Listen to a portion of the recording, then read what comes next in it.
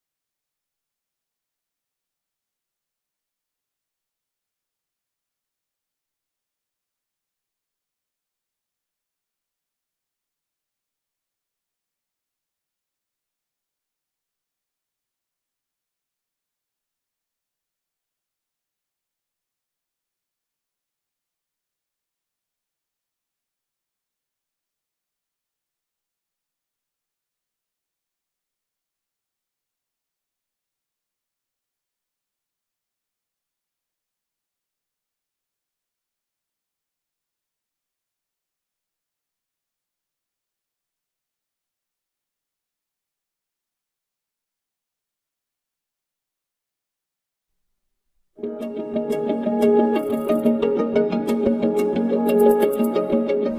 Jessica Vaughn, Chair of the Hillsborough County School Board.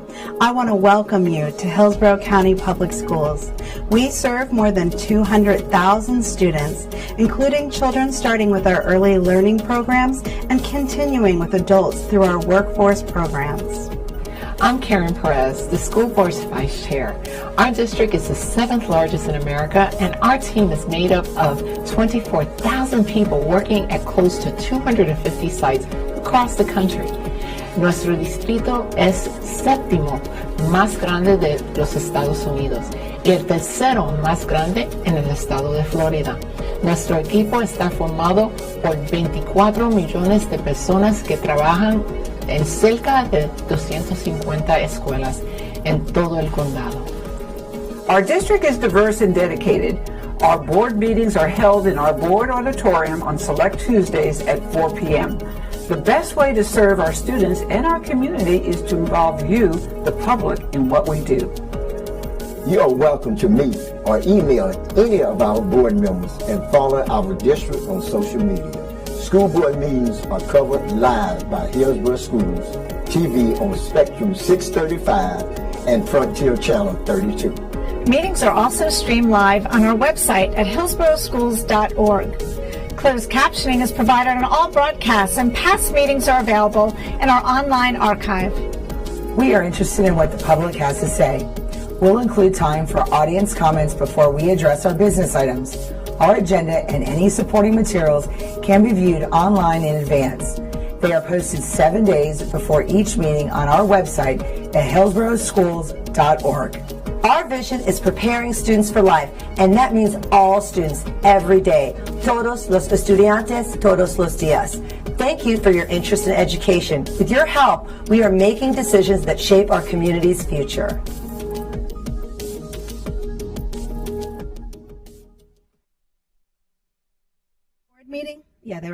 The board meeting of February 11th, 2025 is called to order. Member Perez will now lead us in a moment of reflection, followed by the Pledge of Allegiance. Dear teachers, our students truly appreciate the dedication, support, and guidance you provide every day. Your hard work and commitment do not go unnoticed. Thank you for all you do to inspire and educate them. You are truly making a difference in their lives. And according to a student at Shihai Elementary, Reggie May, she says, my school I love because I learn reading and math, and Miss Mercado is my favorite teacher. And I have a lot of friends. So thank you again for all you do every day. Please stand for the Pledge of Allegiance. I pledge allegiance to the flag of the United States of America and to the republic for which it stands, one nation, under God, indivisible, with liberty and justice for all. Thank you so much. Member Perez, would you now please acknowledge our student entertainment? I would like to thank the Durant High School Chorus, along with Principal Gary Graham and Director Griselle, I'm going to try this, Pankagiotakis. Is that yay or? Okay. These wonderful students entertained us prior to the start of our board meeting, and at this time we would like to invite the students up to introduce themselves.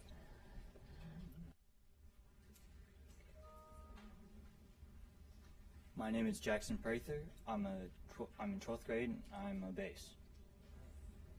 Hi, my name is Chase Lito. I'm in 12th grade and I'm a bass. Hi, my name is Ryan Adams. I'm in 12th grade and I'm a bass. I'm Garrett Gilly. I'm in 12th grade. I sing tenor. I'm Samuel Bush. I'm in 11th grade and I sing tenor. I'm Jaden Jefferson. I sing tenor and I'm in the 11th grade. My name's Joseph Woldemichael. I'm a tenor and I'm in 12th grade. My name's Jordan Concepcion. I'm in 12th grade and I'm a tenor.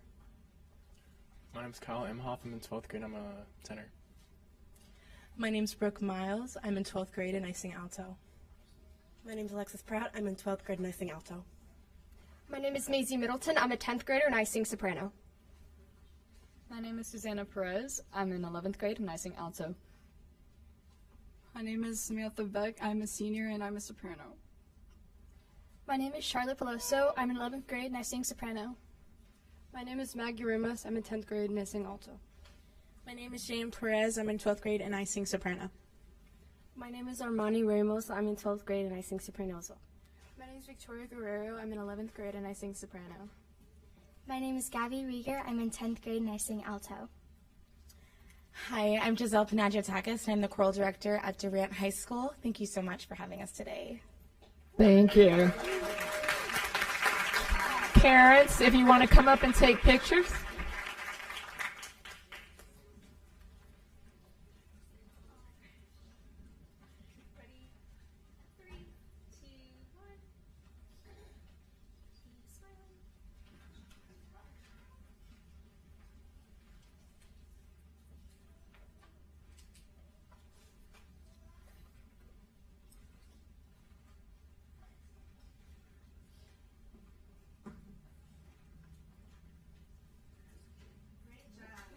Oh. Thank you.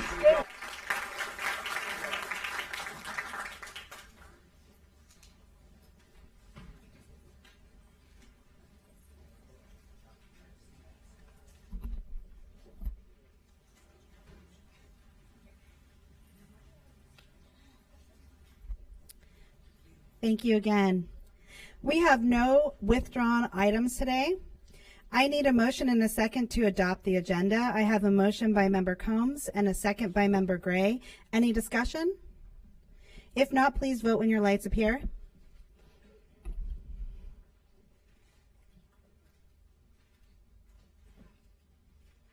Member Washington.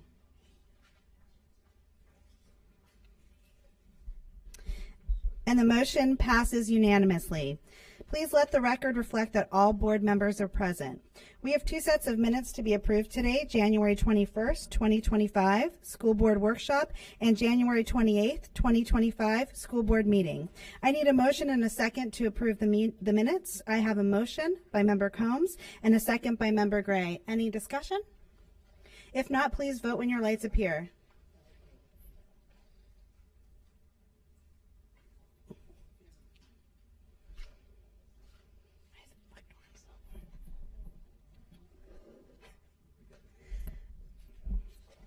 And the motion passes unanimously. Board members, I'd like to go over the format of today's meeting. As a reminder, we're a nonpartisan board who believes that all children can be empowered to learn, to succeed, and our decisions will be made with that understanding. To pave the way for efficient and effective agenda statements and or questions, board members will have 5 minutes to speak with 30 seconds for final thoughts. Afterwards, the superintendent can respond. If you have further questions, you're asked to get back in the queue. Member Perez will now read the board guidelines. Thank you, Madam Chair. As we begin this afternoon's meeting, please allow me to quickly review the format of our school board meetings. Please silence all electronic devices. There are speakers in the room behind me that allow board members to hear the meeting upon stepping away from the dais. The meeting can be viewed with closed captioning on live webcast, on cable TV, and on video monitors here in the auditorium. It also can be viewed with closed captioning on the online video archive. Thank you. We have 2 items scheduled for a certain time. At 5:01, we'll have our public hearing, and at 6 o'clock, we'll have employee input. Right now, we're going to move on to recognitions, and our recognition A01 is the recognition of the Tampa Bay Buccaneers Best Crew Award. At this time, I'll call up Sherry Bollinger, Supervisor of Philanthropy and Special Programs. Good afternoon, Madam Chair, board members, superintendent Ayers, cabinet members, and guests. The Bucs Best Crew program, supported by our amazing partner, the Tampa Bay Buccaneers, recognizes remarkable Hillsborough County Public School teachers, administrators, and support staff for their outstanding service, overall impact on students, and accomplishments beyond the classroom. We are honored to have Brian Ford, Chief Operating Officer of the Tampa Bay Buccaneers, here today to announce this month's award recipients. Well, good afternoon, board. Thank you, Sherry, superintendent, and everybody in the in the audience, thank you so much for this opportunity for me to come out. Again, this is one of my favorite things to do, and is such an amazing program, and we have so many people that are so deserving. To get down to 3 individuals, it's just remarkable. But joining us here today is Dr. Dustin Robinson, our first award winner, our principal. Come on up here. I've got something for his lapel pin. And a little buff pin there, so congratulations. I was reading over your story from your peers, and just amazing. As the principal of York Innovative Academy, Dr. Robinson consistently goes above and beyond to foster a thriving, inclusive, and innovative learning environment. This is coming from all of your support staff, parents, students, just amazing, the feedback. His unwavering dedication to both his students and staff sets him apart as a principal who genuinely prioritizes the well-being and success of the entire school community. Dr. Robinson's keystone pillar of leadership is support for the faculty and staff. He fosters a culture of collaboration and continuous improvement among educators. He makes it a priority to ensure that teachers have access to professional developmental opportunities, resources, and support networks that enhance their effectiveness in the classroom. Talk about a team leader. His open door policy and approachable demeanor create a supportive atmosphere where staff members feel heard, valued, and motivated. Beyond academic leadership, he's deeply invested in the well-being of the entire school community. He frequently organizes and participates in school events, from parent and teacher conferences to school events and community service projects.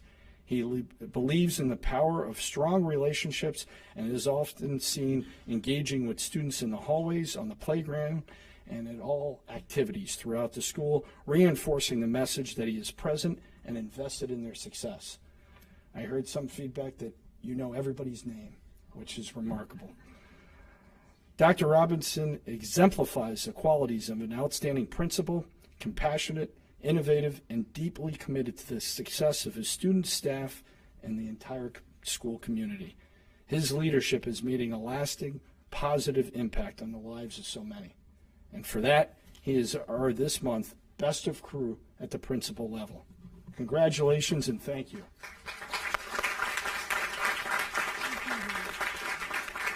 For anybody that's new, we have a tradition at One Buccaneer Place, and anybody that goes over and above gets a game ball. And hearing your story, you definitely deserve this. So on behalf of the Glazer family and our entire organization, thank you for what you do and the sacrifice that your family makes day in and day out. Thank you very much. Yay!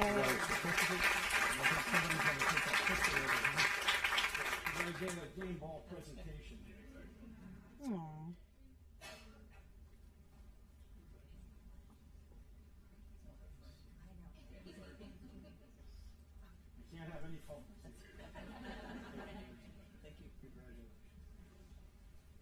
All right. Next up is our teacher award winner. Come on over, Mirtha Ramirez. Come on down here. We got a lapel pin for you too, but I like that you wore red today. Thank you very much, and thank you for all that you do every day. We got here. Come stand right over here. And this is the feedback that we received from your principal and support staff and students alike. So Mrs. LaRocca teaches deaf and hard of hearing students.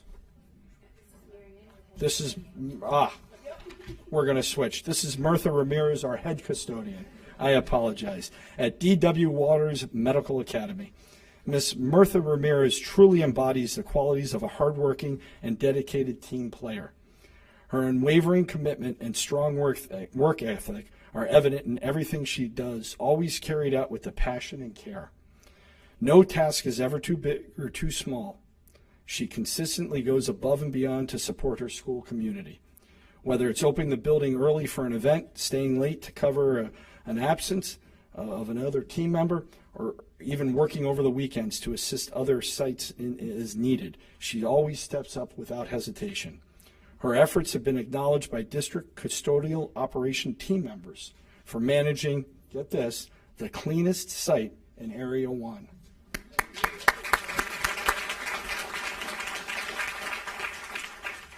And I know it's a team effort, but it's your leadership. So Thank you. You are a go-to person to support special projects in the district as well, so you've been recognized for that. You've made it your mission to ensure that the school is clean, welcoming, and in a beautiful environment every single day. Your contributions do not go unnoticed, and your dedication is an inspiration to us all. Thank you. All right.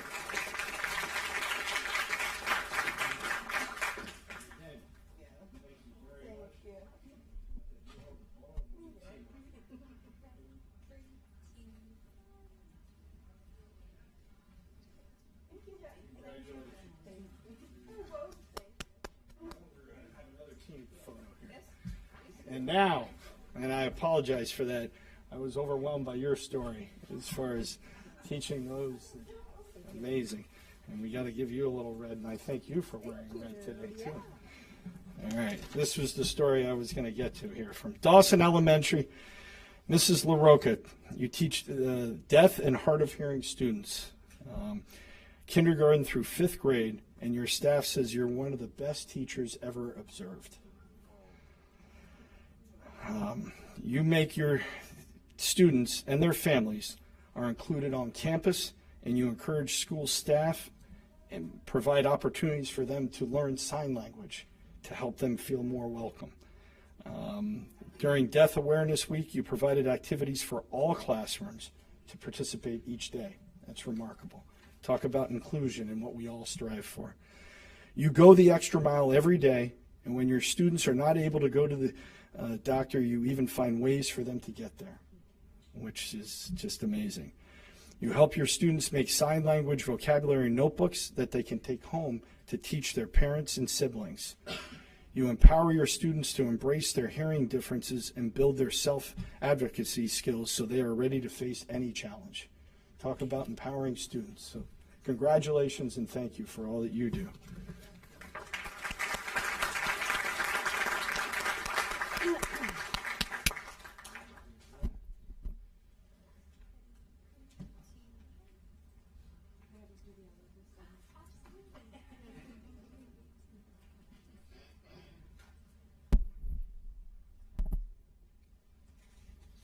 I'm so proud. We all are. Yeah. Thank you very much. We'll do one picture over here.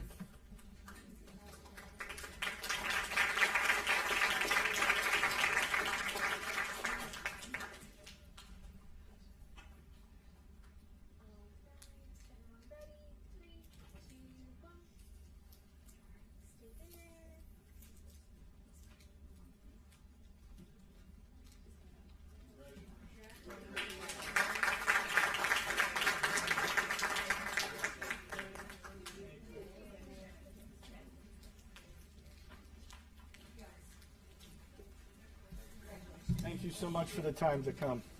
Thank you. Have a great meeting. Thank you very much.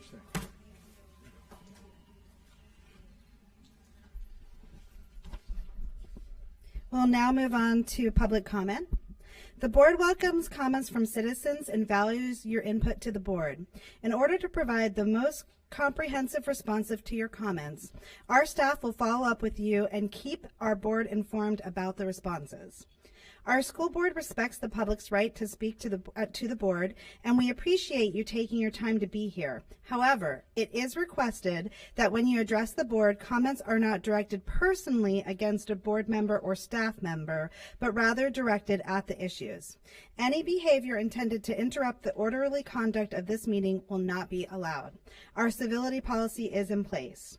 When addressing the board, please state your name and speak clearly into the microphone. This afternoon, each speaker will have 3 minutes. Reminder that your 3 minutes start when you begin speaking. When there are 30 seconds left, you'll see a yellow light on the lectern. A red light and a chime will indicate when your time is up. I'll now call up the first 5 speakers.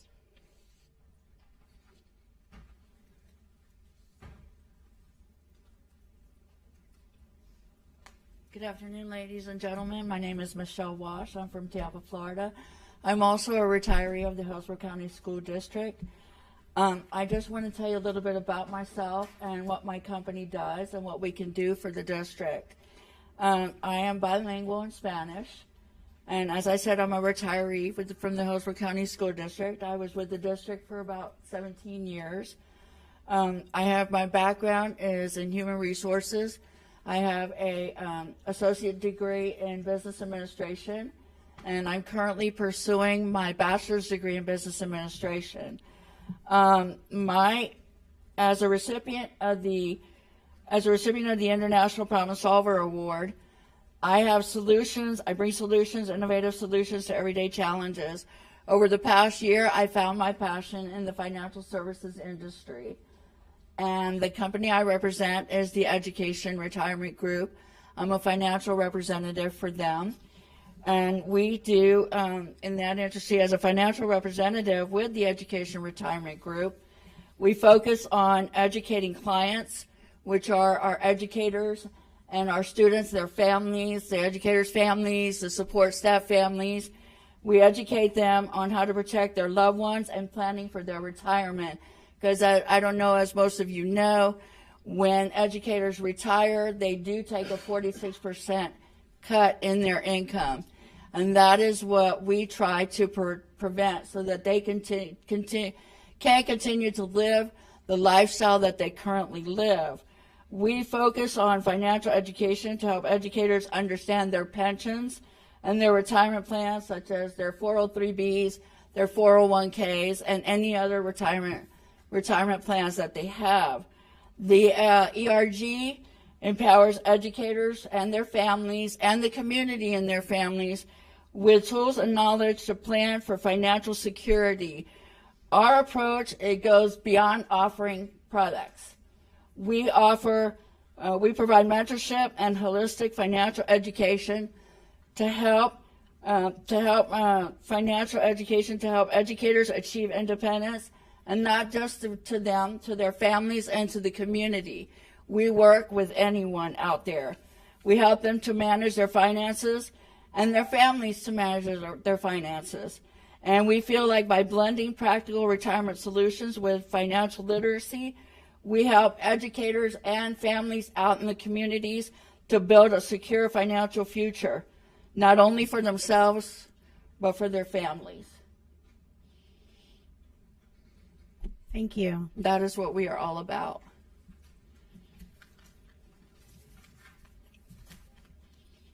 Thank you, ladies and gentlemen.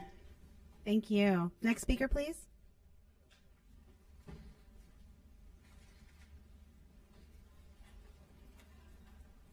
Good afternoon. My name is Julia Jackson. I'm here today. I'm a taxpayer, retired educator that has passed the torch on to my son, Julian Jackson. I'm also here as a super voter, member of the NAACP. I am here asking that the NAACP be removed from the Gary adult site. You all have chosen to show favoritism to the organization, not by allowing any other organization such as Jewish, Hispanic, or Latino, or any other organization to have free rent and board, which includes free furniture. As well, the NAACP was born out of the injustice that was inflicted on human being. Thank you very much. Thank you. Next speaker, please.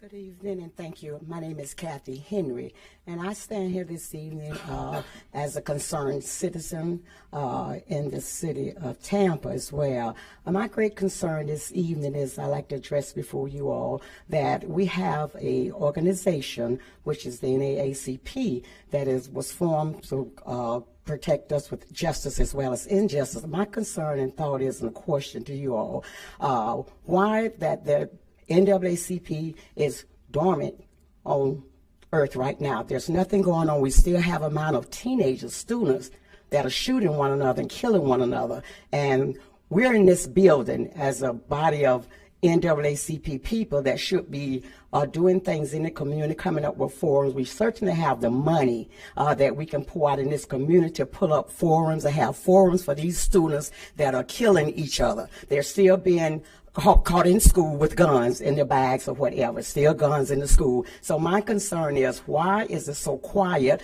and it's nothing being maybe investigated or questioned from the school board? What are you doing? What are we doing in the community to help save the babies from shooting babies, the students from bringing guns? That's my concern today. We are here in the building with paying no rent, free. We don't pay rent for anything for that building. So we should be interacting, standing up and supporting the school board and trying to help bring these kids together with educational formats, and that's my concern. We need to do something educational. That's what's going to save them, bring them in with formats and have things in the community that they can be educated. Okay, thank you. Thank you. Next speaker, please.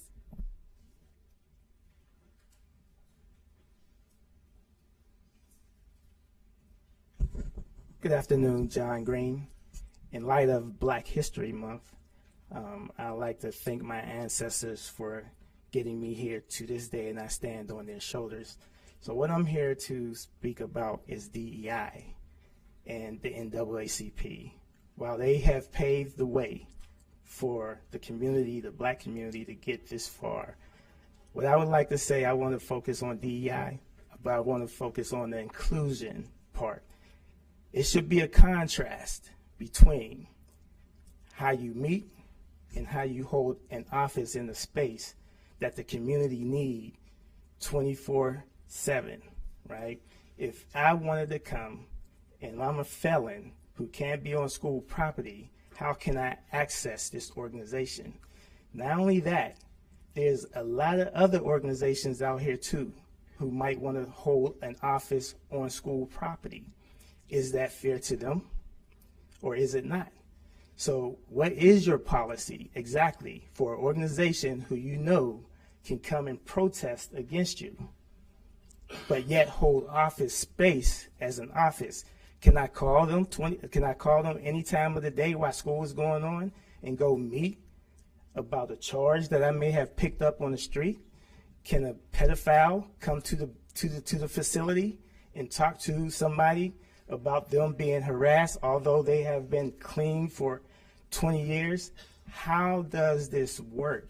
And are you willing to let other organizations hold an office space 8 hours a day during school hours so that their organizations can contribute to the community as well? What is the policy? How does it work? This is an organization who protests against schools.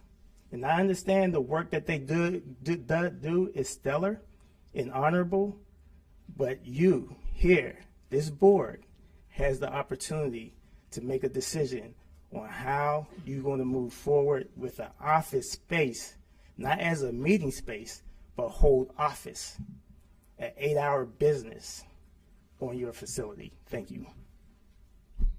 Thank you. Can I have the next 4 speakers line up? And the next speaker, please. My name is Bishop Michelle B. Patty. I would like to make it clear that we are not against the NAACP, whose mission is to fight against injustice in our community. I have received numerous of phone calls from parents and employees of this school system who can't get any help from the NAACP. They feel that this board has compromised the civil rights organization by giving them free rent at the taxpayers' expense, something you have not done for any other group. Furthermore, they have continued to violate the MOA agreement by letting other groups use this facility. It appears that the NAACP being on this site of Gary Adult High School is a conflict of interest. They raise enough money yearly to pay for their own independent office. With education, DEI, SUAID, and other federal agencies coming under attack, the oldest, most prominent civil rights organization is needed now more than ever. This school board should be transparent and remove them immediately so they can go to work. It appears, and what some people appear is other people's reality. You all seem to be holding their hand where they cannot actually come out and stand up against the injustice that is coming from Washington down on the people in Hillsborough County. I don't know of any other school board in the state of Florida that allow a civil rights organization to maintain rent-free in their office, on their office space. As a taxpayer, as a super voter, I'm demanding that this be corrected now. I know it was not done under this superintendent, and we don't know why it was done on the previous superintendent, because all the years of my life, and I was born and raised here, I've never seen anything like this. I marched with the NAACP. I've been in many protests, and you cannot have an organization hands tied because they can't fight the people that feed them. So it's time that you handcuff them and let them be in their own independent office. Yearly, they have a sold-out banquet, so with monies that is raised so that they can have they have an operation budget. So we're here asking the day in light of all the things that are happening to people that are being rounded up, people that are citizens of these United States, and they're being mistreated. And you're allowing a civil rights organization to be able to sit and say nothing. That's a travesty to not only to the African Americans, but to people as a whole, because it was not only African Americans who started the NAACP. It was people with a conscience, people that cared about others. Thank you so much. Thank you. Next speaker, please. Good evening and peace and blessings to you all. My name is Valerie Bullock. I was born and raised in College Hill Project, and the NAACP and Hillsborough County School Board run like railroad tracks in my life. They were hand in hand when I was a little girl. The bookmobile, reading is fundamental, it came around. And my parents and my aunts, they were all NAACP members. So both of those go hand in hand to me. And another thing, the NAACP, it'll be 116 years old tomorrow. And if you look back through my life and through history, you will see the footprints of NAACP on the right side of history. And NAACP do a lot still.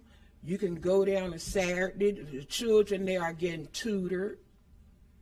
And they have the other life skill program for children. I don't know where all of this hatred and animosity come from. I believe it's a personal attack against Madam President. But the NAACP is still doing its job. And it's not just black people, it's a whole bunch of good people. And let's not forget that. Thank you. Thank you. Next speaker, please.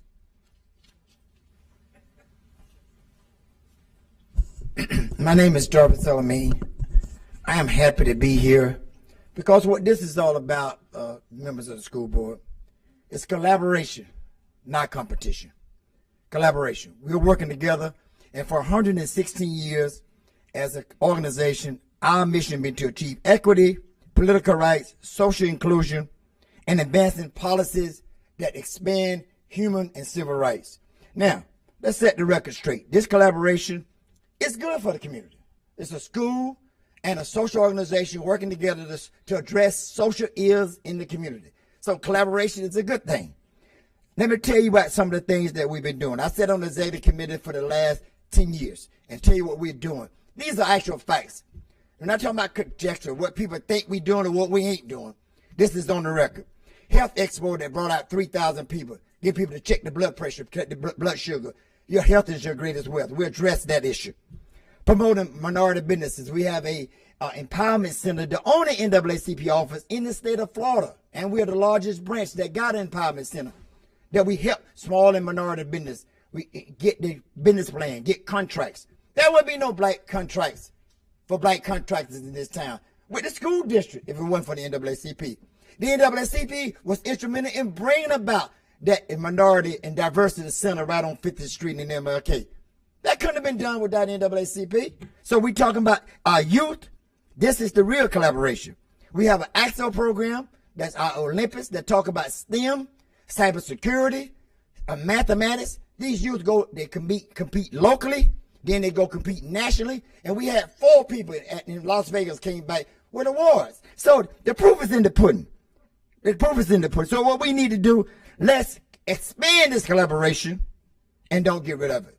Let your conscience be your guide to do something good in the community and set an example. This ain't no political season. That's over with now. What we want to talk about now is how we can do better. And that's our job, preparing students for life and help with the community. You can't do it by yourself. We're all together. So we're going to have collaboration, not competition. Thank you. Thank you. Next speaker, please.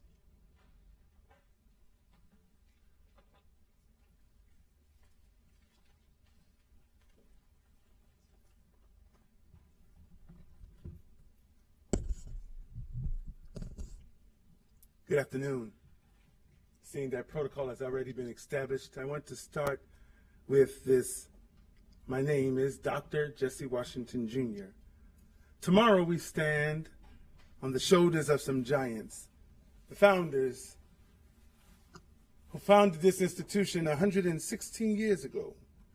It's an honor that we have the opportunity to celebrate these courageous visionaries who in 1909 gave birth to something called the NAACP, an organization forged in the fires of justice, dedicated to the relentless pursuit of civil rights for all. There was this woman by the name of Fannie Lou Hamer. She was a pathetic, prolific, profound, yet prophetic, and please make the distinction of prophetic, not pathetic, voice that speaks up for us. And she said this: no one is free until all are free.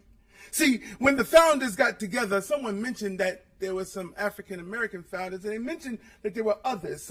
But they didn't mention their names. And, you know, I'm a scholar. I'm a thinker. I want to put thought to educators. It was W.E.B. Du Bois, Ida B. Wells, Mary White, Henry Overton, Henry Moskowitz, William English Walling, and they all came together. Notice black and white came together. Leadership and powers came together, responding to the cries of people who were being denied their dignity. They took a strong stance against lynching and disenfranchisement, systemic racism, knowing that silence and complicity would be deadly. See, the choice that they took was to stand up for all. They stood up against segregation, economic injustice, police accountability. Yet, my friends, the struggle is far from over. The same spirit that ignited the NAACP over the centuries ago must be burning today. See, our communities are still battling injustice, still battling inequality, still battling voter suppression. Our children still need equality in education. They still need families that need economic opportunities, and families still need a seat at the table. That's why I'm glad I'm here today, because you gave me a seat at the table to have my voice. So therefore, as we get ready to close this idea, we come to commemorate and to celebrate. We commit to lifting up every voice, pushing every barrier, and moving forward. So let me cut across the field, because W.E.B. Du Bois had something called the crisis, and that crisis, C-R-I-S-I-S. That was the idea. When you have a crisis, please remember that Christ, C-H-R-I-S-T, is. Thank you. Next speaker, please. Can the remaining speakers line up as well, please? Good afternoon, members of the board, superintendent, and guests. My name is Raina Akins, and I'm a senior at Robinson High School. And I appreciate the opportunity to speak about an issue that affects not only our schools, but our community, food waste. At Robinson, and likely many other schools in our district, there's a serious problem with food waste in our cafeterias. Every day, students are forced to take extra food items that they don't want, things like carrots, juice, and fruit, because of cafeteria policies. The result, these perfectly good items are getting thrown into the trash. This isn't because students don't like or appreciate school. I'm happy to say, instead of former Hillsborough County employee, current Hillsborough County employee is the IB coordinator at Robinson High School. I am also still the VP of programs in the PTSA there. I'm coming today to speak about two things, but I'm going to start with students because as an educator, that's what I do. I put students first. I had 5 students who would like to come talk to you today. However, they couldn't come to the 4 o'clock public commentary. I'm asking us to change the policies we did for Hillsborough County employees to allow them to speak at 6. It is near impossible for a student to leave the building and get here to check in by 3:45, and we live close. So for the same reasons that we don't want teachers leaving early to speak, I would like to make the policy available to students as well. The second issue that I would like to bring up is just a personal matter. As an English teacher, I do believe words matter. And every time I hear teachers, myself, colleagues referred to as a unit, it feels dehumanizing. I'm an educator. I am educated. Unlike some what people might be saying at the top levels of our government, I am not illiterate. I know how to read. I also don't believe I'm mostly ugly. And I think in this political climate, there are things that we can do without being partisan to acknowledge the value of our teachers. And some of that is in linguistics. If we could call teachers teachers rather than unit in the eyes of society. Thank you for your time. I appreciate your work. Thank you. Next speaker, please. Good afternoon, Connie Burton. For occasions such as this, the founding organizers of the NAACP put forth a creed.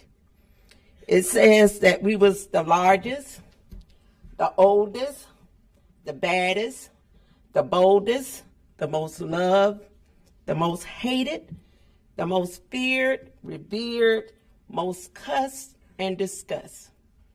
But for 116 years, we are still standing because we understand and recognize the work that we must do.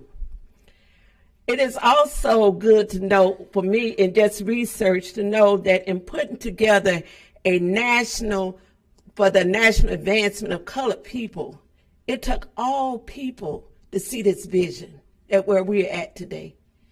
And so I'm very proud to be a member of the NAACP, but I'm more proud of the fact that here in Hillsborough County, under the leadership of our president, we have been able to open doors of opportunities so that common everyday people can sit at the table with stakeholders and have a better understanding of what's going on in their lives.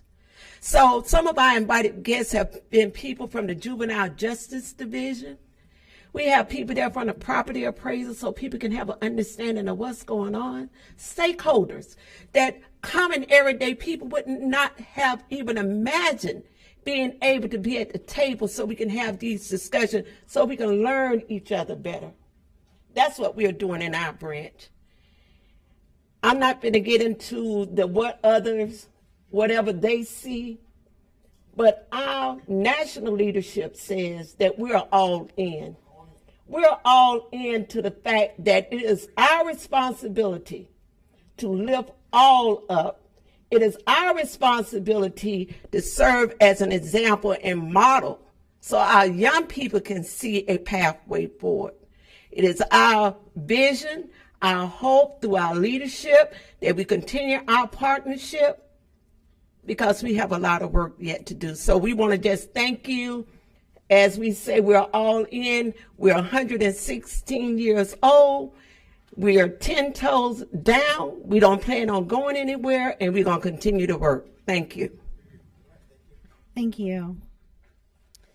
Board members, I need a motion and a second to approve the consent agenda. I have a motion by Member Gray and a second by Member Perez. Please vote when your lights appear.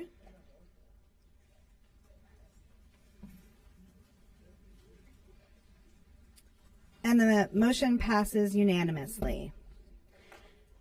We're going to start with the 502, naming of the new building, 21 at Alonzo High School. Chief of Schools, Dr. Rick Graves, will highlight this item. Thank you, Mrs. Vaughn. Ken Hart was appointed principal at Alonzo in 2012 and served in that capacity until 2021. Mr. Hart's vision for the new building at Alonzo that would house athletics and JROTC was executed during his last year and a half at Alonzo. Mr. Hart is a strong supporter of athletic programs and JROTC and believes these programs can be instrumental in student achievement. Mr. Hart was recently named in the National Wrestling Hall of Fame. A celebration is being planned for early March to include present and past staff, students, and stakeholders. Mr. James Harris, principal of Alonzo High School, will share some additional words.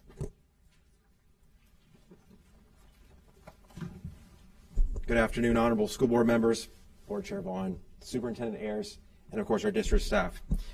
It is with great enthusiasm and pride that I stand before you this afternoon seeking your approval for naming our current ROTC football and wrestling building after Mr. Ken Hart, the former principal of Alonzo High School. As you know, Mr. Hart has spent a lifetime supporting education. For over 50 years, Mr. Hart has been a wrestler, wrestling coach, wrestling official, Hall of Fame wrestler, teacher, school-based administrator, principal of multiple schools, deputy director, chief of schools, assistant superintendent, HASA president, and a regional director and head of recruitment for our international educators. Through all these positions, Mr. Hart has positively impacted the lives of both students and adults. His passion, honesty, leadership, and commitment to equity and fairness are true hallmarks of his character. Years ago, Mr. Hart recognized the need for improved facilities for our wrestling, football, and ROTC programs. He continued to support that effort even after he left Alonzo. Our building would not be here today without Mr. Hart. Naming Building 21 after Mr. Hart has been enthusiastically supported within the Alonzo community. Current and past staff members, parents, and community members all support this honor. On a personal level, Mr. Hart has been a mentor and a role model. I would not be the principal I am today without Ken Hart. I cannot think of a greater honor to bestow on Ken than naming our building 21 the Ken Hart Sports and Leadership Center. Thank you for your consideration of this request. Thank you. Board members, I need a motion and a second to approve C502. I have a motion by Member Combs and a second by Member Gray. Member Combs and Member Gray, you pulled this item. Member Combs? Thank you, Chair Vaughn. I just wanted to mention, Mr. Hart, I met you about 4.5 years ago, and we instantly connected over wrestling because I love wrestling. And, Ken Hart's story is really amazing. I just want to share, I talked to him the other day, and I want to share some really amazing things about him. He was in education for 56 years, and that is amazing. So he spent 11 years in New Jersey as a business, German, and social studies teacher, and then 20 years as an assistant principal in New Jersey. And then he retired and came down to Florida in 2002. Immediately, because of his love for children and helping people, he began volunteering at the men's prison in Florida and helping students get their GEDs. That prison became a female prison under our juvenile justice system. And that's where he met Mr. Farkas, and he met Mary Ellen Elia, and they said, hey, with your experience, why don't you come teach? So he started teaching at Eisenhower, 6th grade. And the one thing that I was amazed is he applied to be an AP 33 times. He never gave up. Just the other day, I met someone who said, I applied for an AP once and I gave up. And I thought, 33 times. If that doesn't show resilience and a desire to make a difference, I don't know what does. He became an AP at Madison for 6 years, and then a principal at Monroe for 2.5 years, and then a principal at Alonzo for 6.5 years. I mean, his leadership was so amazing that our former superintendent quickly recognized his ability, and he became deputy director from 2021 to 2024. He's been a president for multiple organizations, and he leads in the impact that he's had on students, on families, on adults is just amazing. And I just want to thank you. I'm so honored to be in District 1, and I look forward to being there at the naming. You're an amazing person. As we spoke, I don't think he's done. He's going to keep going. So I love that, and I'm not kidding. So he's just an amazing person, amazing educator, and it's just such an honor to know you. Just great. Thank you, Member Combs. Member Gray? Well, ditto, ditto, ditto. I had so many of those remarks. James Harris, you know this man. He's a great man, great leader. And the idea that he would be named Ken Hart Sports and Leadership Center is so fitting. You've got the Hall of Fame for wrestling. You're physically fit. You have minded and supervised countless principals, APs, almost all your life. Previous superintendent. The leadership qualities that you have, it reminds me when we came in, Betty Castor, a bunch of us came in, or it was before that when we did the PBIS. Do you remember that? Years ago, and I wanted to begin the PBIS at your school and other high schools. So you launched it. You asked the right questions. You had your leadership team, bing, bang, boom, and you were right on it it was so amazing how full fidelity you turned that program into your school. That's just an example. And I'm seeing Rob Nelson and Gary Burt, so many of your wonderful colleagues, you trained them. And you're so well respected throughout this district that, I mean, and of course, Member Combs took all my talking points, but 27 current principals, assistant principals for curriculum, administration, AP. I mean, your lineage goes far beyond, 56 years. Ken, I don't think we're ever going to find another person like you. And I know that speaking for James Harris and some of your colleagues, they are so enamored for you to get this award. And I have a strong feeling there's other awards that they can even give to you day by day. You have made our school district emblematic of what it represents: hard work, diligence, professionalism, endurance while you're wrestling to win. But you cared about the success of every principal, AP, and every problem that you faced. You absolutely, you're a visionary, you're innovative, and you're a doer. So I don't know what else I can say beyond that, but we are just honored to have you before us.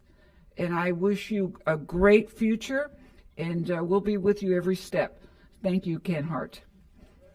Thank you, Member Gray. Member Washington? Thank you, Madam Chair. Well, Ken, I'm going to tell you outright, I'm voting for you because you and I, we've been together for a long, many years. And Ken, I've always respected you because you care about people. I can remember some times where we had to deal with situations, and you even made me understand the positive points of it. So Ken, I just appreciate you being in Hillsborough County. You have been a blessing in Hillsborough County. You have done all the things it takes to be successful. And it's time to be rewarded for this. So you have my vote, and may God continue to bless you and your family. Thank you, Member Washington. Dr. Hahn? Thank you, Chair Vaughn. I just wanted to say congratulations. I love hearing your story told tonight. It's inspiring. I'm not quite sure why Mr. Farkas was at the women's prison, but kudos to you for recruiting everywhere you go. Everywhere you go. We're always recruiting. Always perfect. But you certainly thank you so much for all the years you've given to education in your home state of New Jersey and here in Florida. You've probably impacted thousands and thousands of students, which is a life well lived. And so, thank you so much again, and congratulations. Thank you, Dr. Hahn. Seeing there are no further questions or comments, please vote when your lights appear.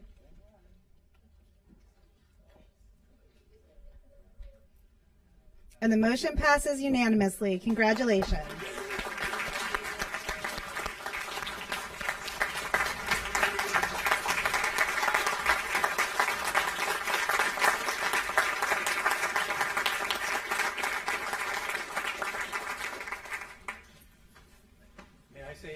Yes, you may.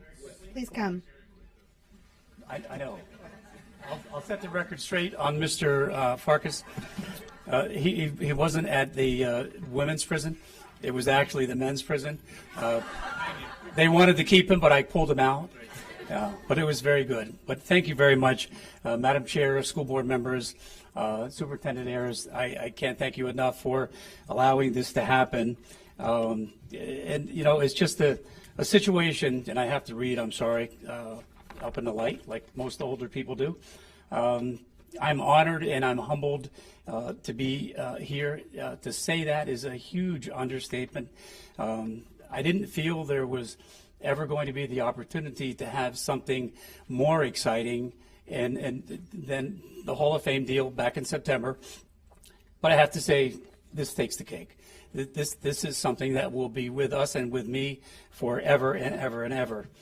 And I would like to thank people and members of the board and the superintendent, James Harris, and the committee who put this together. This is not an easy task. It's long, it's arduous, it takes some time, and it gets through this. And one person I wanted to mention is Kim Watkins, who I know was very, very instrumental in making sure James Harris and his committee dotted every I and crossed every T to make sure that when you got it, it was done correctly. So we appreciate that very much. But there are so many people in my life that I could thank. We would be here for hours and hours. I can tell story after story about Farkas and some of the other things, but we won't go there. We'll just say a huge thank you to all of them who have wished me well and have been a part of my successes. It's been really, really great. There are some people, though, that I must recognize, and just bear with me for just a few minutes. First and foremost, obviously, my partner, my friend, my wife, Julia, who has been with me through thick and thin, up and down. She is my compass. And I know that Rob Nelson doesn't think I have a conscience or a heart. I really do, but most of that is dependent upon my wife, who has set me straight so many times that I can't mention how many times that's happened. But I appreciate that and appreciate her. None of this would have happened if it wasn't for her. Next, my friend and colleague, John Haley. John Haley was my 34th interview. He was the principal at Madison Middle School at that time, and he called me a few days later and said, "Would you accept the job?" And I said, "Absolutely, I can't wait to get started." And we started immediately. Immediately we started to change that school around. He saw something in me, obviously, that 33 other people didn't. And I am indebted to him forever and ever and ever. My dear friend, John Haley, and I thank him greatly. My other friend, and I know Farkas doesn't think I have more than 3 friends, but my other friend who couldn't be here is Joe Brown. Joe Brown was the principal at Madison after John moved over to Franklin. And I worked with Joe for 1 year as his APC. He really helped put me in the right direction, because the following year, guess what? I was made principal at Monroe Middle School. So I thank Joe, and I thank him for everything that he has done, for me. Sitting to my far left is my son, Dustin. It's my oldest son, and I just want to thank him for taking the time to be here. You know, each and every one of us as a parent wants to make sure that our kids grow up in a better situation than we are. And we want them to be more successful and more happy and more everything, a better person, a better human being. I think I've succeeded with him and with his brother. And one example of that is this past Saturday, Dustin went out and bought a 911 beautiful red Porsche while I was cleaning my bicycle, getting ready to ride around the city of Tampa. So I'm thankful for Dustin being here, and I really, really appreciate that. But I'm happy for that. I'm happy that he's able to do that. And finally, of course, to James Harris for putting this together, along with his committee. He took the reins of the building. He continued the legacy. He improved upon it. He made it better. He expanded it. And I will be deeply indebted to him forever. And now, on a personal note, those of you that know me well know that I am not one who really likes to talk about myself or hear these things. It's wonderful. It's really wonderful. But it wasn't me who did all these things. I'm not one who takes credit for things. I've never been. I don't blame people. We just get it done. We just fix it and make it work. I never claimed to be the smartest person in the room. I always drew upon people who were so much smarter than me. In my mind, I was never the best student. I was never the best coach. I was never the best teacher, administrator. I was never the best of anything. I was pretty good. I have to give myself a little credit. I was no slouch. But a lot of people put me at the top of the pinnacle, and I thank them for that. I really appreciate it. I concede that people have anointed me as the best teacher, the best coach, the best this, the best that, and the best everything. But you know what? To be totally honest with you, I could never have done any of that without the people with whom I worked so closely over the years. No one ever worked for me. They worked with me. We worked together to make sure that we got things done. I gave 100% every day. I demanded 100% of everyone that worked with me.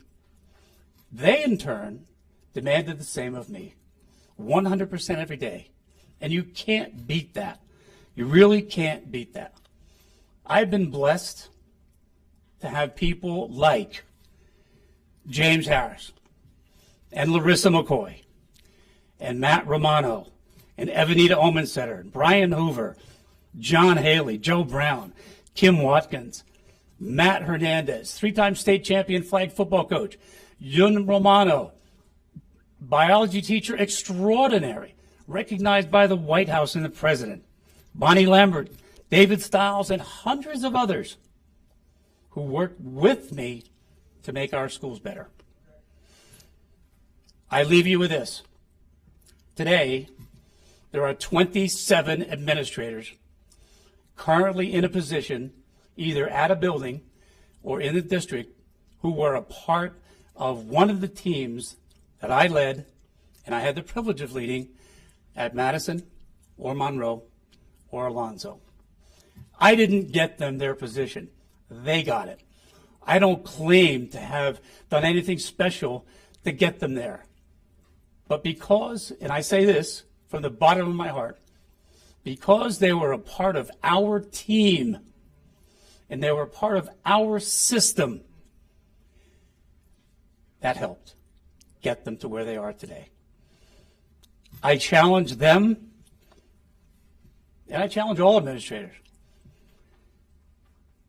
Be bold in your decision making.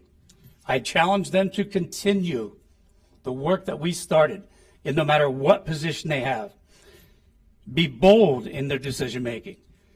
Put the kids first every time. Set high and clear expectations for everything you do, but don't forget to inspect what you expect. Be honest with yourself and with others, and follow through on whatever you say you're going to do. Do it. Do it. And no matter what, always do the right thing.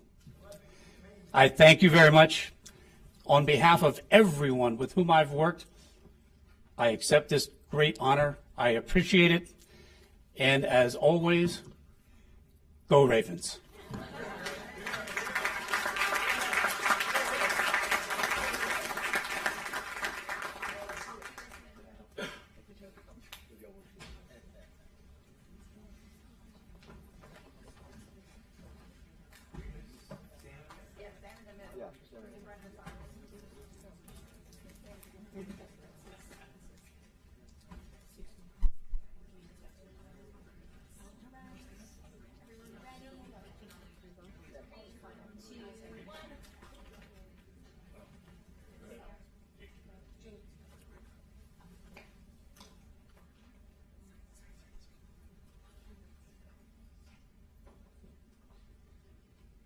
Everyone wants a picture with Juliet in there.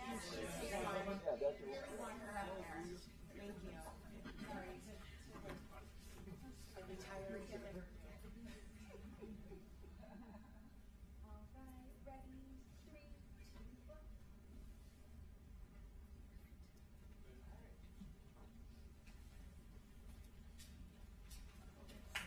Thank you.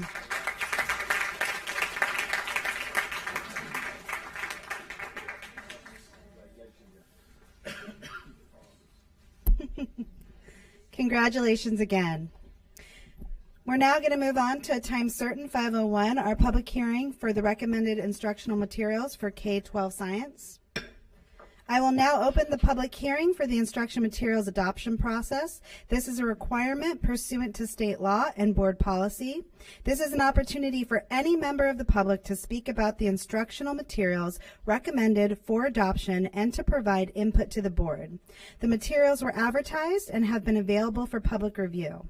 I will now ask Colleen Fawcett, Chief Academic Officer, to present the item. After her presentation, any member of the public may speak to provide input to the board on the proposed instructional materials. Thank you. Good afternoon, School Board Chair, board members, superintendent, and staff. At this time, the board is conducting the public hearing on instructional materials being recommended for adoption. The list of materials is attached to the agenda item and includes materials for K through 12 science. These materials have been reviewed by a district adoption committee, reviewed and voted on by teachers, and are being recommended for adoption. As required by state statute, a 20-day public review of recommended materials and a public hearing is required before the board can vote for the adoption. The public review requires that the district provide digital access to the recommended materials via the district website. The public review was conducted beginning on January 22nd, 2025, and ending on February 11th, 2025. The public hearing this evening is to provide the opportunity for community members to share comments about these materials with the board. The board does not need to take any action at this time, but will be asked to vote at the next regular scheduled board meeting, February 25th, 2025. At this time, you may call for public comments. Thank you. Do we have anyone signed up to speak for public hearing on the adoption of these instructional materials? Okay. Seeing that we have no speakers, I now close the public hearing. Board members, as Ms. Fawcett said, you'll be voting on this at the next meeting. There's no motion or vote tonight. Thank you. We will now move on to the 24-25 and 25-26 career and technical education activities calendar. 201, Superintendent Ayers will highlight this item. Thank you, Madam Chair. And board members, you're familiar with this item. This is our activities calendars for our CTE department.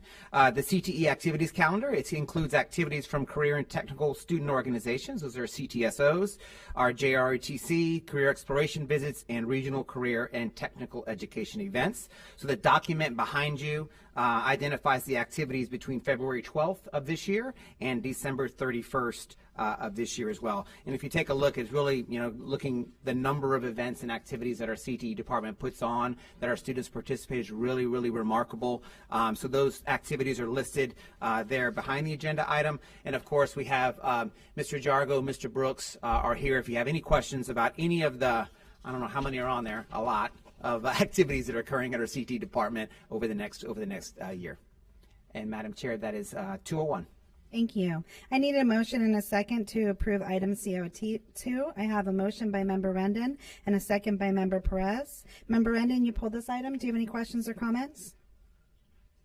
Thank you, Madam Chair. I just had a couple comments. As we look over this calendar, I think it's very important to emphasize all of the great work that's being done through all of our schools, especially when it comes to our CTE programs.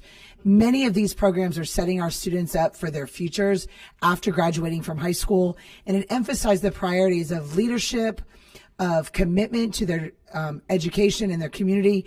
And so between FFA, ROTC, whether it's Navy, Army, Marine, etc., many leadership trainings, many entrepreneur opportunities. This just shows such a reflection on the work that's being done through Hillsborough County Schools and the efforts that we're making to bring true leaders out of our schools and impacting our community right after graduation. We're setting them up for career success and building the skills they need to be the next leaders of tomorrow. So I just want to make sure that we emphasize all the great things we're doing within our CTE programs and throughout all of our schools that are really building the future for our community. Thank you so very much. Thank you, Member Rendon. Member Combs? Thank you, Chair Vaughn. I would be remiss without saying just the amazing programs. When I go out to the schools, Scott Brooks, Chris Jargo, and your entire team, the future really is about technical vocational programs. I often go out and I see students, and I think there's a lot of careers that are going to disappear because of AI. Things are rapidly changing in our country. The jobs that are here now are going to look really different in 10 years from now. So being able to be in the military or being able to use your hands or all that technical vocational programs, that truly is the future, and you being able to lead our students in that and making sure that they have the opportunities, that they get the certifications, that they get the exposure, because when those kids walk out of school, not every child is going to go to college. And as a matter of fact, many students don't complete college, right? And that doesn't mean 5, 10, 15 years from now they can't go back to college. But being able to get a job and being able to be immediately in the workforce is really what preparing students for life is all about. So I want to thank you and your department for everything you do. Thank you, Member Combs. Seeing no further discussion, please vote when your lights appear.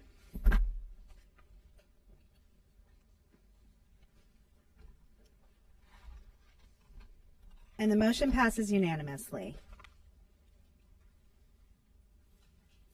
I'll now move on to 203, Memorandum of Agreement with Workforce Development Partners Corporation for implementing Future Career Academy. Superintendent Ayers will highlight this item. Thank you once again, Madam Chair. The Future Career Academy launched in 2015 in the Plant City area to begin the process to connect the local business community with upcoming graduates to prepare them for the workforce. During the 2019-2020 school year, the Future Career Academy expanded to additional communities, including South County and East Tampa. It also grew to encompass all high schools, career centers, success centers, exceptional centers, and juvenile justice program, where it continues to implement its program. Future Career Academy will work in partnership with regional business community to bridge the gap for students by providing specific soft and workforce development skills and a solid pathway to directly enter the workforce. And Madam Chair, that is item 203. Thank you. I need a motion and a second to approve item C203. I have a motion by Member Combs and a second by Member Washington. Dr. Hahn, Member Combs, and Member Gray. I'll pull this item. Member Combs?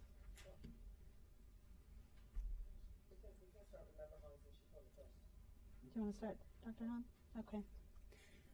Just going forward, when there's multiple people who pull an item, if you could all get in the queue so I know which order to call people, I'd appreciate it. But take it away, Dr. Hahn. Doesn't matter. Okay, thank you, Chair Vaughn. I think this district and board, we have prioritized the future success of our students, and we know that it's essential to equip them not only with academic knowledge, but with also practical skills that allow them to apply this knowledge in real life experiences. And our career and tech ed programs play a vital role in helping students become successful. We have wonderful partners across this community. FCA is here tonight. They're a great partner in this work. I want to thank Mr. Murillo and Ms. Fawcett for taking the time to sit with me and chat with me over a number of occasions. I just want to talk through some concerns I have with just pieces of this program, not the program in totality. First, it's the curriculum. So the lesson plans were shared with me. I appreciate that. I went through them. They're for our English 4 and English 4 honors courses. I also went to the courses in the DOE and CPOMs. And for each of the courses, they have each standard. And if you click on the standard, what you'll find is curriculum or lessons that you can teach that standard. And just for some of you who don't know what CPOMs is, it's a toolbox for teachers. It's from the DOE, and it has courses. It's for each course that we have in our district, and it helps teachers implement the standards through lesson plans and resources. So after reviewing the CPOMs courses, I found that the state already provides teachers with CTA-related lessons aligned to the standards for these courses. Some of the topics are resume writing, impact of social media and your digital platform on your career, the importance of communication, legal and ethical implications of AI in careers, professionalism in the workplace, budgeting and financial planning, ethics, business planning and entrepreneurship, career exploration. And in just one standard, you could find up to 7 CTE lessons to choose from. In fact, nearly every standard has a CTE curriculum equivalent to at least 20% or more of the instructional time in those courses. So I guess seeing that the state provides free these lessons and curriculum for CTE for these two courses that are very robust, that provide teachers with differentiated options of instructions to meet students' needs, ESOL support, assessment instruments, videos. Why? I need a rationale from you as to why we're paying $51,000 for the FCA curriculum and lessons when they're already embedded from the state in these two courses for teachers. So can somebody provide me with that rationale? Mr. Miller, if you could go ahead and I'll jump in. Okay, so right now, based on the previous years and coming into this year in this contract, we're utilizing the curriculum as a supplement for the English 4 and English 4 honors like you just shared, Dr. Hahn. I'm sorry, can you just repeat that? With this contract that's in front of you, we're using the curriculum from FCA around English 4 honors as supplement for the English teacher at their discretion, based on communication collaboration with the administration to see when they can incorporate after they conclude their curriculum instruction of their English course. Yes. So it's a complete supplement right now. Right, I understand that. But why are we paying $51,000 to supplement something that already exists for free from the state of Florida and that teachers use every day? So for the moment, what we were trying to do also, aside having conversations that the state provides and CPOMs, everything that you explained, also to see during our surveys and trying to get some feedback information from our teachers, administrators, and also our students, they still utilize them in our English courses. They deem that they use it at the moment they see that it's feasible for them during their instructional time. I understand they use it. They also probably use CPOMs, but I'm saying, if you're talking, if you go out to communities and you say, we need to increase your taxes, we've looked under every stone for, to tighten our budget, to make sure our spending is, tight, and then you are duplicating efforts here when something is free and it's very high quality, and you're paying an outside organization for lesson plans that cover the same thing. It doesn't make sense. I don't even know if you've considered the CPOMS lessons, but, you're paying for supplemental material that's not needed.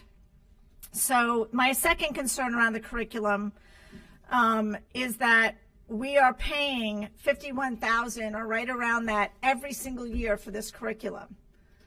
And I understand that updates might be necessary for this curriculum, tweaks, and maybe you're paying, a little bit for that, but we're essentially paying the same thing every year for this curriculum. Again, I don't understand why we're doing that, especially when there's free and well-structured alternatives available through the Florida DOE. So why is that cost around the same every single year? We don't even do that with textbooks.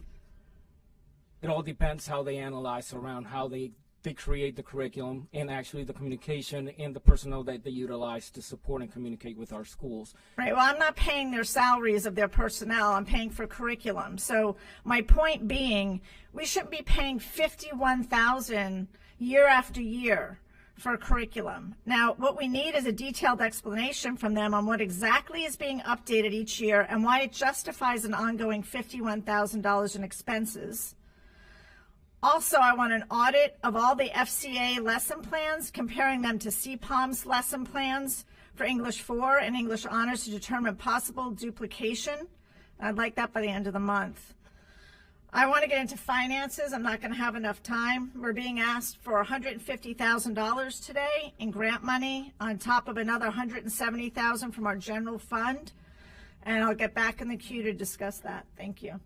And if I just point of clarity, so this is year 3 of this contract with Future Career Academies. The $150,000 is out of state funds workforce dollars, state funds, but for workforce, and then the Perkins grant picks up the transportation costs. Right, I understand that, but money is money.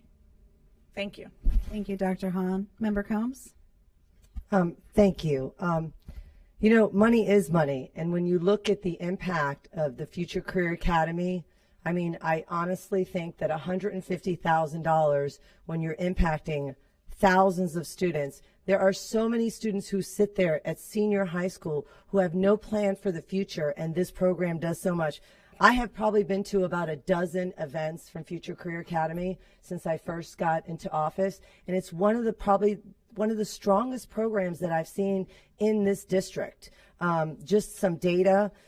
37 Hillsborough County Public Schools. They provide service for 37 of our schools, the exceptional centers, the success centers. The curriculum is through the English classes. You know, they recently completed 8 days of business, and it hosted over 2,000 students, almost 2,100 students, with 259 additional learners coming on Thursday, and an estimated of 2,300 students over the 8 days, with 59 buses, 185 business tours, and 83 unique businesses. There's over 200 local businesses that are working together. A few weeks ago, I started noticing all these questions that were being asked, and I wanted to share the questions that were being asked, and I thought, if we're asking these questions, Pablo, if you'll post it, and I shared it with my board members, this is important. These are the questions that Future Career Academy was asked. And I thought, you know what? Moving forward, let's ask all of our vendors. Let's ask First Readers. Let's ask Mayan. Let's ask our publishers. Let's make sure we ask any workforce development that comes to get funding. Let's make sure that we are consistent and fair. If we're going to say, what curriculum is this? Then let's ask Junior Achievement about their curriculum and how they get that. Do they use CPOMs? I think if we're going to set a standard for one organization, I'd like to pass this out to my fellow school board members. You know, let's ask every vendor who comes to us what their entire operating budget is. Let's ask the details of the allocation of funds. Let's ask the total number of employees and staff and their salaries. Let's break down what each individual event costs. Let's make sure that the travel reimbursement is asked. The number of employees communicating with the schools is the travel payments for the staff members, the expenditures on the development of the plan, the payments to contractors, the funds received. Without a question, any workforce organization that asks for money from this Hillsborough County Public Schools, I want to ask them the same questions.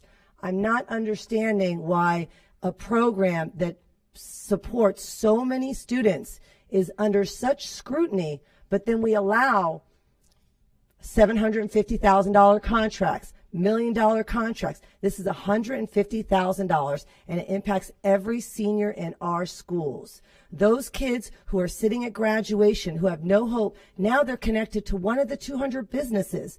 Future Career Academy is one of the best programs since I've been here. And I told someone a long time ago, honestly, it's one of the reasons I ran for school board again, because I care about every student, and not every student is going to go to college.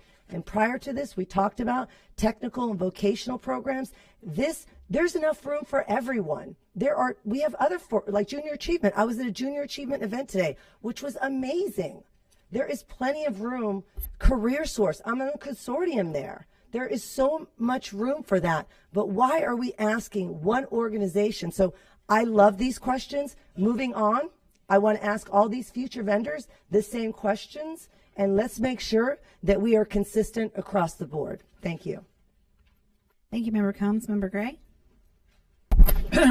Thank you, Madam Chair. And if I'm hearing correctly, Member Combs, all those questions make at least my deduction is that Member Hahn, there may be a personal vendetta because when you talk about this Florida Career Academy, I know Scott Brooks has talked eloquently about it. You're talking about a real effect of over 10,000 students, almost 10,000 students so far this year.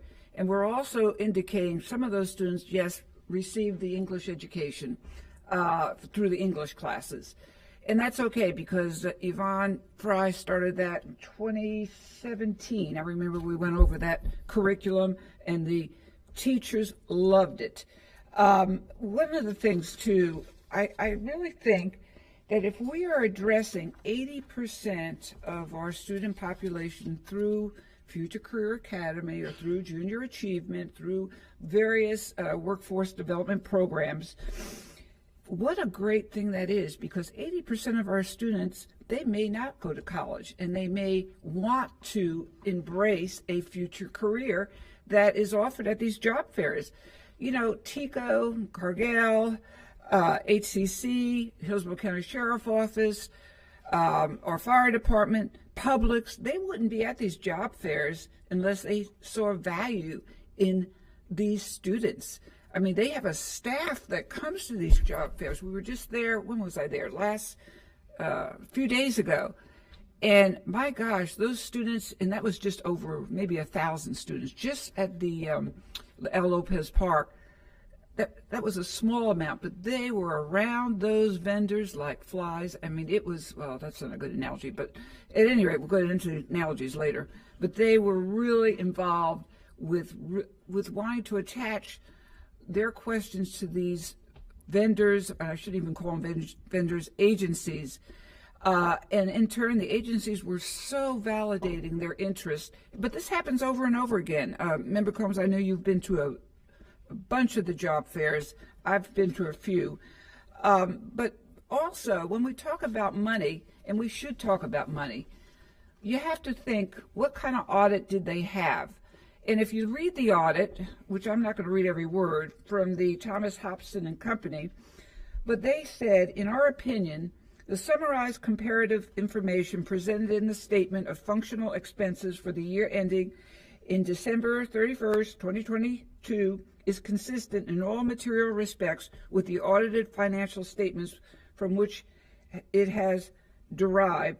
It said, basically, we think that this is the best program in terms of financial audits. I mean, it's like a perfect audit. So when we talk about money, and if we compare JA or the other workforce developments, yes, Member Combs, to your point, let's ask the same questions. Perhaps maybe not 10 of these, but also we're talking about money again. What about the FTE? When we attract students to these apprenticeship programs, Scott, can you make a mention? Don't we benefit from these students who get to Brewster, Aparicio, Tampa Bay Tech, Irwin? Don't we receive a lot of the FTE? Yes. Sorry, my throat's a little scratchy today. Yes, ma'am. Any of those, one of the big things that we really do here is recruit students to Irwin, Brewster, Aparicio, our firefighting, automotive, all those different programs. And so realistically, if I can get 10 to 20 students a year, then this is really a break-even thing when you look at the FTE that we're generating.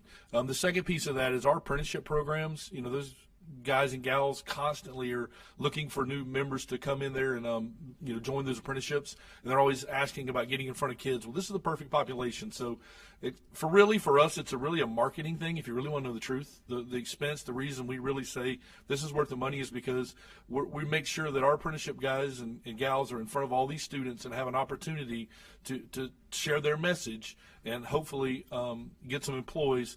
And then obviously the more folks that we can get into our technical colleges, then that generates FTE for us. So yes, ma'am. So it sounds like it's a win situation. Marketing, by the way, is very costly, as you know. So this is really a great tool for marketing. And last, I'll just point out, if we are looking at our Hispanic needs in terms of who are our students, we're looking at possibly 43% of our students will be Hispanic from those origins. And one of the things that we have to think, how is this particular partnership, Future Career Academy, are they serving all students?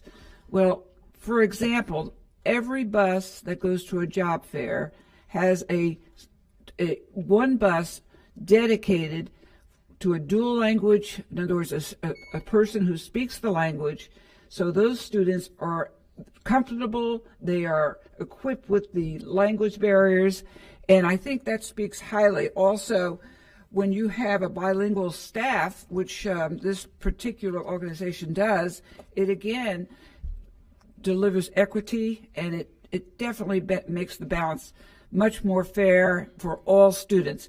What we're saying here is there's just unbelievable evidence. I mean, I've got more stickums than attached to this book to say good things about this. So anyway, that's all I'm going to say. Thank you. Thank you, Member Gray. Dr. Hahn? Thank you. Well, I'm going to address Member Gray's comments that were directed at me. First of all, I do not have a vendetta against anybody at FCA. Miss Fry has given to my campaigns just like all of your campaigns. Well, she has to me. So there goes, there's no vendetta. And it's all transparent. It's out there for the public to see. But I am glad you personally attacked me from the dais, Ms. Gray. I am, because now the community can see some of the behavior that myself and other board members have to put up with behind the dais.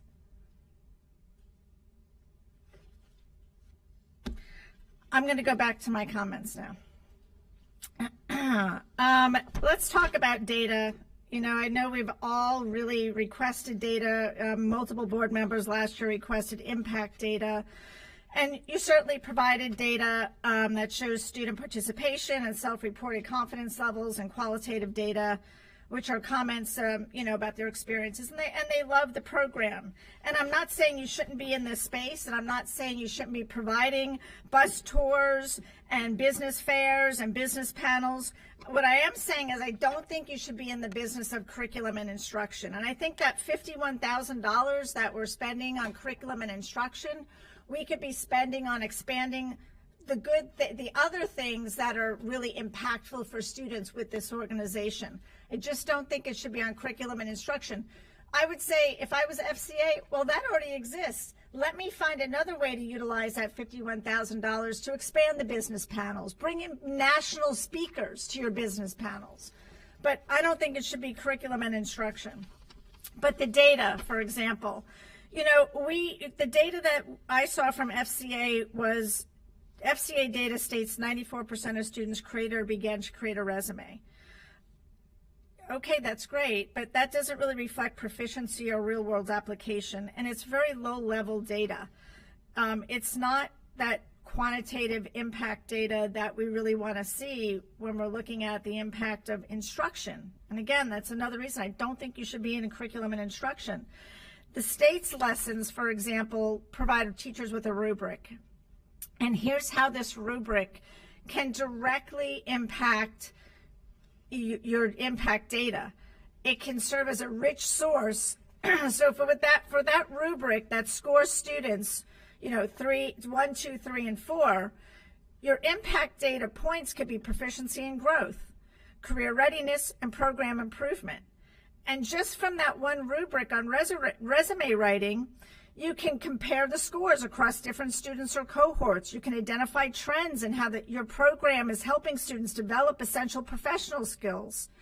You can look at the students scoring in 3s or 4s for resume writing and show that your data would show that the program is effectively building students' abilities in that area. But with your data, 94% of students created or began to create a resume. I don't know what that means as far as proficiency. So what I would suggest is either you go back to CPOMS and you look at their lessons and you see how their assessments are helping inform impact, and you build your impact data dashboard around that. Or again, you know, you use that $50,000 on some other way to expand your program, and let us use the CPOMS curriculum, and the district can build their own database on CTE outcomes, and it would be more cohesive. So, you know, without key data points, it's really hard to tell just where the long-term success and impact is. You have wonderful data around students enjoying your events. You know, they love to go and hear the business panels. I'd love to, the businesses like to be involved, which is great. The bus tours are great to show them different opportunities. But, you know, I just think the curriculum should not have ever been a part of this. I cannot support spending $51,000 on something that already exists. I would really, you know, like this to just be about the lived experiences for students and leave the curriculum and instruction to us. You know, so that would be my suggestion moving forward. I don't think the personal attacks were necessary. And you know what? You can ask all those questions that I asked for anybody that comes to this board. And if you so incline, you should. No one's saying you cannot. Thank you for your time. Thank you, Dr. Hahn. Member Press? Thank you, Madam Chair. To also kind of piggyback on board member Dr. Hahn's information, that's something also that I've asked for as a board member. Statistics are vital because it also helps them see what is working in the program, what they could eliminate, what they could build on, or what they could add to the program. But when they have information off of surveys, it's very difficult, to build to or add to their program. But with statistics, like the example that board member Hahn provided, it helps guide what this program is lifting our students and helps guide what else can be implemented, to also continue to lift these students and help them for their future. Thank you, Member Press. Well, to start off, I'm going to say I am going to support this item because I do understand the impact that it has, and I have seen the impact. But I do have questions around curriculum, and I would just like to make it clear to any of my fellow board members that it has nothing to do with a vendetta. I ask these questions quite often about many different board items. If I have a question, I feel free to ask it. So I just want to make sure that's clear that none of my questions have anything to do than other to make sure that we as board members are being good stewards of our dollars and making the best decisions about things that come before us. This was the first year that I think I got curriculum, and I've been asking for it for several years. So thank you for that. It was actually very detailed, but I had some of the same concerns as you did, Dr. Hahn.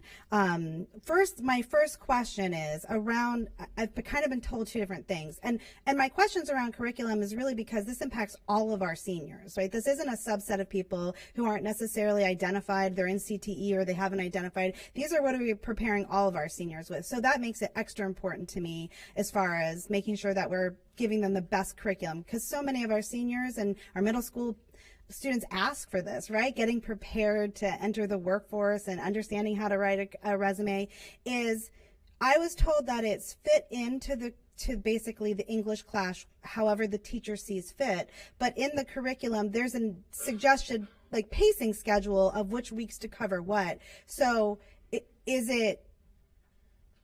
you follow it per week, or is it left up to the teacher to fit it in when they feel that they have the time?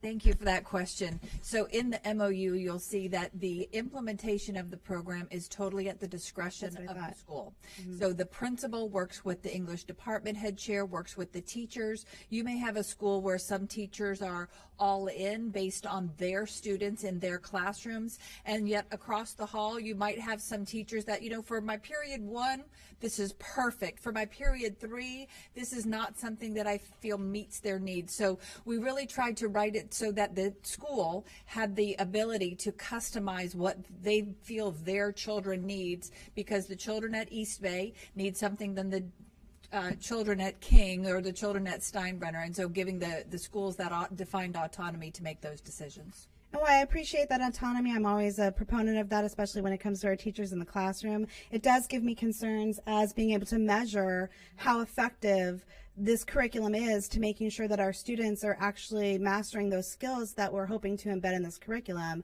And similar to Dr. Hahn's concern, when I looked at the lesson plans, because that's essentially what I saw after the pacing were the individual lesson plans, is I didn't see a lot of accountability. I know that there might not necessarily be a test, but I didn't see that rubric or the way that the teacher actually reinforces what's been learned so they can identify in there points that they need to go back to make sure that that's covered. And they might have been more embedded and I missed it in the first few ones. So where is that space for that in the curriculum? So we can go back and look through that to make sure that those measures are there, but keep in mind that if a skill is taught one day, it's not the only time it's taught and measured. So you'll have skills that are spiraled throughout the course of a month, throughout the course of a 9-week period. Then the teacher has multiple ways to measure those things.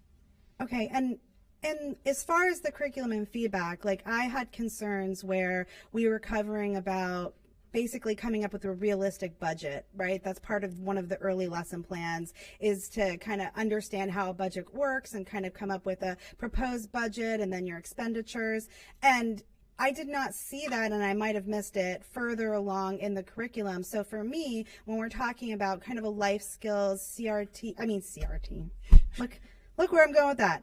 CTE, with the CTE curriculum, I would hope that we'd have more space for something like that, because again, the feedback that I get from students is they really want those real world skills. So I guess my question is, with this relationship with the curriculum, how much collaboration is there from the academic department to say, hey, we like this pieces of the curriculum, but here's how we need to tweak it, and Future Career Academy, like what's that relationship like?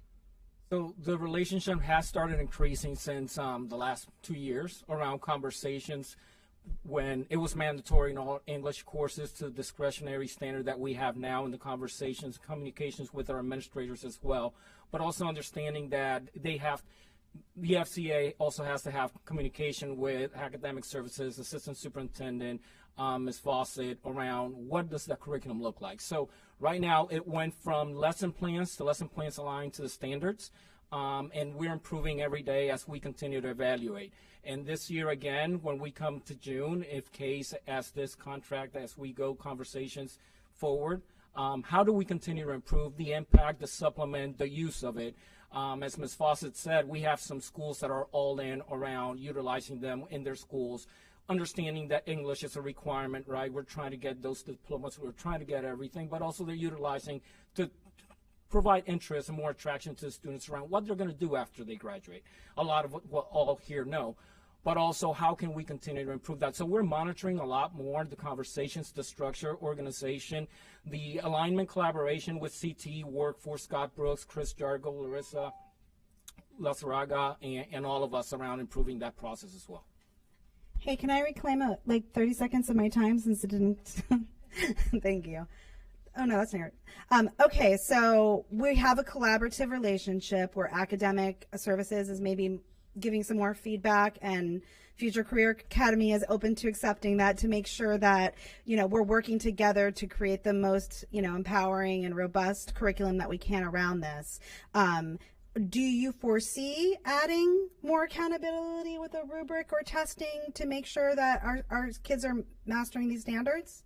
So absolutely, like Mr. Murillo said, is looking at that collaborative process to make it better every year. And based on your feedback tonight and what you're looking for in that curriculum, along with what we're looking for in the curriculum, those changes will be made before we go into the next school year. Okay. And then finally, well, not finally, actually, one more question, two more questions, how much time do I have? Is when the kids go and they meet with all the people who are, looking to recruit them for future career options, do the people who come looking to recruit students, do they have to pay a fee to participate in that event? No. I will try to get you that answer around if there are any fees. The businesses. That question, I will try to find an answer. They purchase tables? They buy tables? They do. They buy tables. I don't know the exact fee. I can get you a specific answer later on that, but on my behalf, I haven't asked that question specific about the total amount of dollars for the tables that they pay for. Okay, and this is really my last question. Now it just ran right out of my head, so I ran out of time anyway. Oh, I have 30 seconds. With the fidelity of saying that we're giving the autonomy within the classroom, as we talk about you're getting guidance and maybe the board members would like some more accountability to make sure that the curriculum is mastered, does that also change the approach of the rigor that we're going to expect from our teachers implementing this curriculum? Well, we expect all instruction to be content aligned to the depth and the breadth of the standards. And so, and teachers also scaffold that instruction if a student isn't ready for something that deep. Scaffold that instruction to make sure that they're ready for that depth and breadth of the standard. So we would expect that rigorous instruction to be happening every day, regardless of where the curriculum came from, what the source was. I guess I see the value in having like some specific adherence to the pacing schedule, because I do get concerned that if it's not in that pacing schedule, some things might be missed. But all right, thank you so much. I appreciate it. Seeing no further questions or comments, please vote when your lights appear.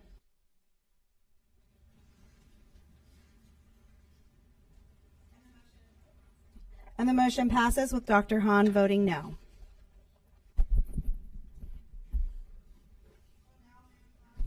focusing on. We will now move on to 901. Memorandum of Agreement between the School Board of Hillsborough County, Florida, and the University Area Community Development Corporation, Inc. Superintendent Ayers will highlight this item. Thank you, Madam Chair. So the host program, our host program, and the University Area CDC will partner together to offer a unique educational opportunity to our elementary and middle school students through the Prodigy Cultural Arts Program. Prodigy has been around for 23 years and has served nearly 45,000 youth ages 5 to 17. So this program specific with this MOA will be offered at Farrell, Franklin, Muller, and Egypt Lake Elementary. The implementation will include all aspects of coordinating the program structure, themes, and lessons, which will be infused with life skills to offer a unique experience to HCPS students during their host hours. And again, that is the MOA between us and the University Area CDC. Thank you. I need a motion and a second to approve item C901. I have a motion by Member Washington and a second by Member Rendon. Member Rendon, you pulled this item. Do you have any questions or comments? Thank you very much. I really wanted to just have a few comments regarding this program. It's been doing a lot of really good work in several of our schools, and it's become into a very good host program for many of our students. But as we look towards the future and looking at where some of the possible funding is coming into this program, I'd like to see it to be expanded in a few more different areas. And so I want to make sure that I make mention of some of those areas I'd like to see expanded. Crestwood Elementary, Alexander, Bryant Elementary, Robinson Elementary, looking at ways in which we can expand to different areas of our community to provide a much more broad scope of where this program can be able to emphasize and support many more of our students. So I think that's important to note that we have some gaps in where we can put this program into some of our other ones. And so I look forward to seeing what happens in the new year. And thank you so much for everything you guys would do with this program. Thank you, Member Rendon. My comments are similar. I hadn't thought about the expansion, but I do love that because I've seen this program just in person as I've wandered into the CDC for other events. Sometimes the bilingual English programs that they've offered there and the flyers of the things that they're doing for our kids are so great. And the few times I've seen families in there, they're so excited. So I just want to voice support from just real world experiences of going in there. And there have been things that, I'm even interested in sending my son to. They just cover such a wide variety of different things they offer the kids. I just want to really voice my support for firsthand great things I've seen coming out of this program. So that was it. Seeing that there are no further questions or comments, please vote when your lights appear.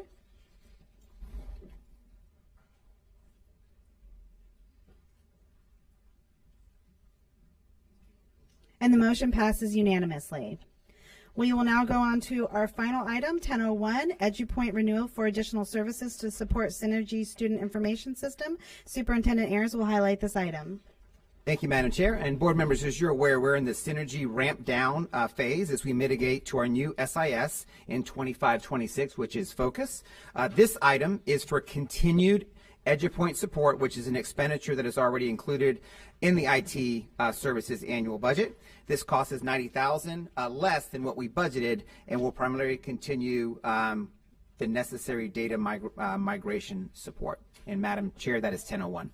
Thank you. I need a motion and a second to approve C1001. I have a motion with Member Perez and a second by Member Combs. Member Rendon pulled this item. Do you have a question or a comment? I know. I pulled this item. I cannot in good conscience continue to pay for any services until we get detailed accountability of exactly what's happening with Synergy in accommodation with Focus. I understand that many things are being done through Focus. Some are being done with Synergy. We've got other things over there with HR. And so the last report basically focused on what Focus is doing, but yet our schools are still working with Synergy. Synergy is a critical part of our financial status of this district. It's a critical part for our ESC departments and as we move forward.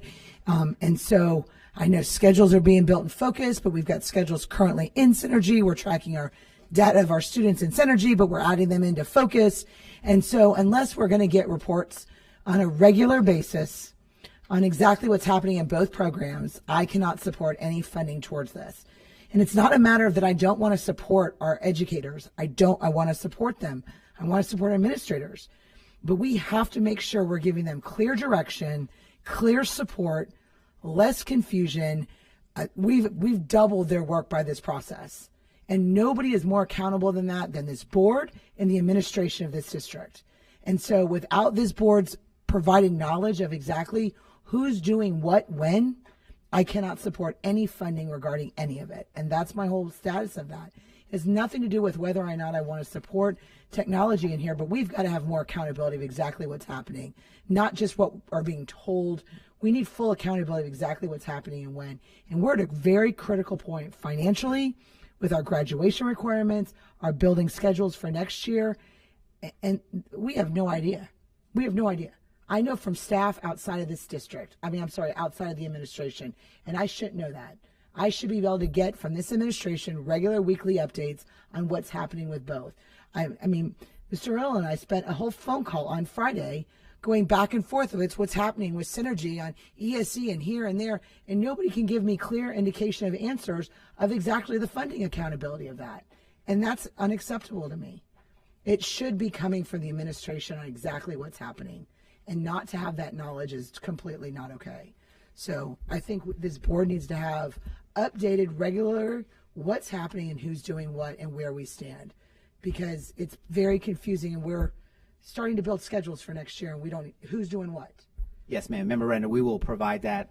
Dr. Williams, Mr. Weeks, Dr. Weeks, will provide those updates because it's a critical time for us right now. I mean, we are ramping down Synergy and at the same time building back up Focus as our new student information system. So it is a critical time for us. There's a lot of things that are happening behind the scenes. So Dr. Williams, Mr. Weeks, if we could provide those updates, weekly updates to the board, please. All right, thank you. Seeing no further comments or questions, please vote when your lights appear.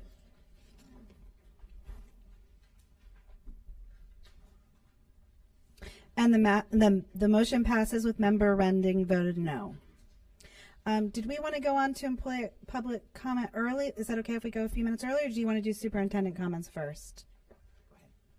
What do you say, Mr. Porter? They're okay? Ready to go. Okay. Then we will move on to employee comments. We will now take employee input, even though we hear public comment at the beginning of the meeting. It's sometimes difficult for employees from our district to attend meetings at 4 p.m. There are many ways for our employees to make their voices heard, including through union representation, emails, phone calls, one-on-one conversations, and public comment at the beginning of the meeting. The board wants to hear from you. With this section of our agenda, we are creating another avenue for employees to speak to the board. We're setting aside 30 minutes for employees of the district to speak to the board about any issues that are on your mind. This is not intended to be a discussion about specific agenda items for tonight's agenda, but rather an opportunity for you to speak to the board about any issues related to your job or the district. Each speaker will have 3 minutes. I will now call up the first 2 speakers.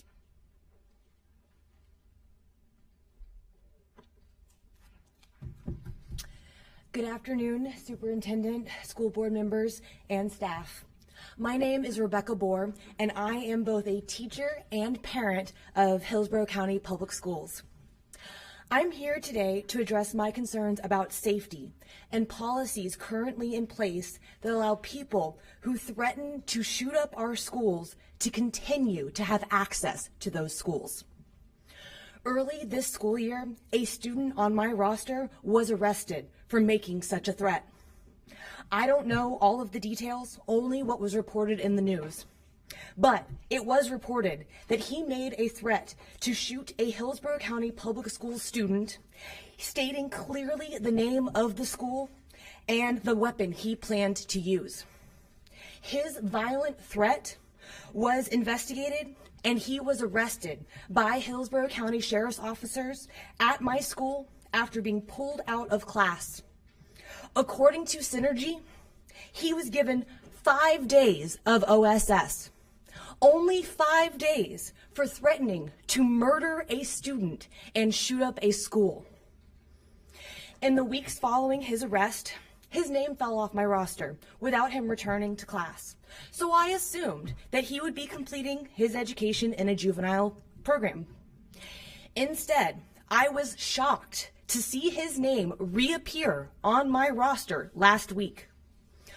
Upon my inquiry, I was told that he had completed an alternative program and his case had been reviewed by a committee and he was to be allowed to return to a traditional school setting with the safety plan that would require him to be searched upon arrival each morning.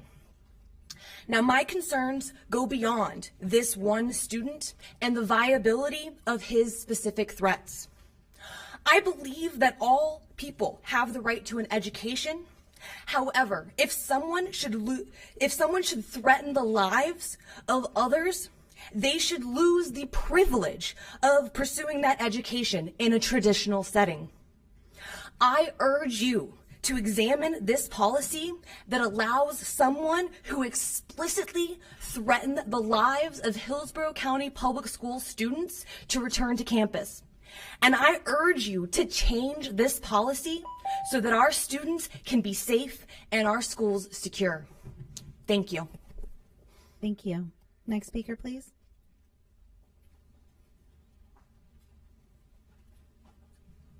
Good evening, everyone. Rob Creed, CTA. As always, I'll be brief. First of all, if this board sees fit, we would certainly welcome the inclusion of students during employee comment at 6 o'clock. We think that would be a great idea. As we get into the bargaining season, I'd like to thank you that we've already wrapped from last year. You know, there's surrounding districts that are still struggling in solving bargaining for the 24-25 school year, and we are encouraged that we're going back to the table for the 25-26 school year.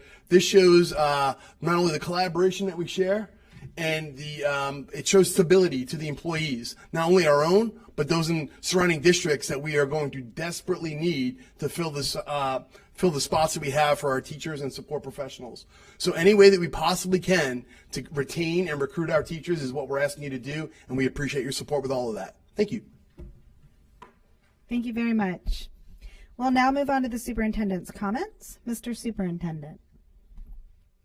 Thank you, Madam Chair. For my superintendent's update this evening, so some highlights. I want to start off with Black History Month. This month we are celebrating Black history. Our students and staff will reflect on the numerous contributions African Americans have made throughout history in our local community and across the world. This year our theme is centered around a salute to labor pioneers. Hillsborough County Public Schools proudly honors the invaluable contributions of African Americans to building and sustaining the nation's economic foundation. From the foundational infrastructure of the past to today's cutting-edge innovations, the contributions of African American leaders have shaped every industry and deserve our utmost recognition and appreciation. Speaking of recognition, Member Washington this morning was interviewed today at Middleton High School as part of the station's Black History Month stories. He was able to walk the halls and describe the history of Middleton and what it was like to not only be a student but then principal of the high school. They also interviewed some of our staff that were hired by Mr. Washington when he was principal. This will air on ABC Action News next week, so we'll keep an eye out for that. We talked CTE earlier, and this month we celebrate CTE in collaboration with FLDOE. For February in career and technical education, we showcase the rigor, relevance, and success of our CTE courses. Hillsborough County Public Schools, as we talked earlier with our calendar, offers over 400 unique middle and high school courses in career and technical education, which range across 17 career clusters. And in 23-24, as we've heard before, our HCPS students earned 20,081 industry certifications, an 8% increase from the 18,500 earned in the 22-23 school year.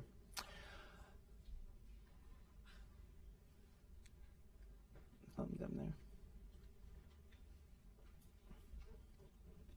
You're stuck there, Pablo. There it goes.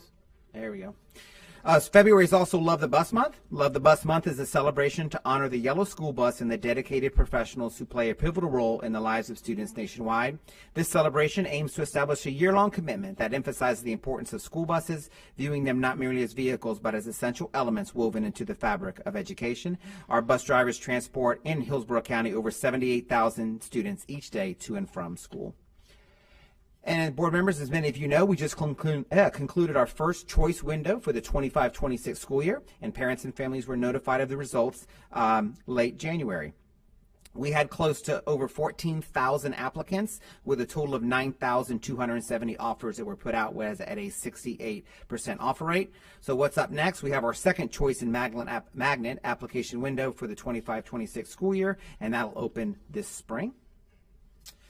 And in Ms. Brown's world, we kick off our district-wide kindergarten readiness campaign on February the 24th. Schools will begin hosting open houses for families with a child headed to kindergarten during the 25-26 school year.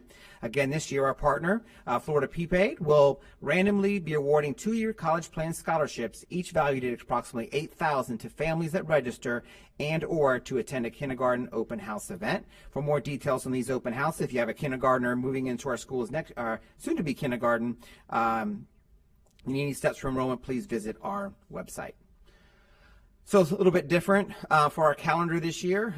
This Friday is Family Day at the Florida State Fair. It's this Friday from 10 a.m. to 6 p.m. Persons 17 years of younger with a student ID will receive free admission to the Florida State Fair until 6 p.m. with an admission paying parent or guardian. And just a reminder, different this year with our hurricane calendar, went back to how we used to do it. We had to make up some hours. So this February 14th, this day off is just for our west side of the county. It's a non-student day for West County. School is in session for our East County schools. East County schools, of course, will be off for Strawberry Festival Day on March 3rd. And again, that change was made for our hurricane, some of our makeup days we had to have. So we had a really big announcement. Each year, Cambridge recognizes 3 school districts across the U.S., small, medium, and large. And I'm proud to announce that HCBS has been recognized as the 24-25 Large District of the Year due to the following criteria, and that's expanding student access to the rigorous Cambridge curriculum, maintaining or improving student performance on Cambridge exams, and demonstrating a commitment to educational equity. In 5 short years, and board members, you're all there as we moved into ACE and moving it across our school district. In 5 short years, HCPS has expanded from 1 Cambridge ACE high school to 28. And in spring of 2024, over 19,000 Cambridge ACE exams were administered at a 57.7 pass rate on those examinations. And just got these numbers in. So we had 19,000 given last year. We are projected to administer close to 27,000 ACE examinations this spring of 2025. So huge. And I say it all the time about what we offer for accelerated opportunities. So really big announcement for Hillsborough County to be named Cambridge Large District of the Year. Our Colleen's team at Advanced Academics, led by Giselle Linegar, we are top of our game for what we provide in accelerated opportunities for our students. So Cambridge Large District of the Year. And with that all happening, as being named Cambridge, all the other things that we do still strong as ever. And if you take a look, we're currently expecting 29,000 of our AP exams to be administered this spring. Reminder that last spring pass rate was up 66%, up 8%. Just in this past fall of 2024, we had over 9,236 dual enrollment courses that were completed by our HCPS students, and 81% of those earned an A or a B through ACC. So we talk about college opportunities, accelerated opportunities. We have ACE, we have AP, we have dual enrollment, and then we also have our International Baccalaureate, and we're expecting 3,576 IB exams to be administered. And hard to believe that time of year is almost coming already. We're doing this again.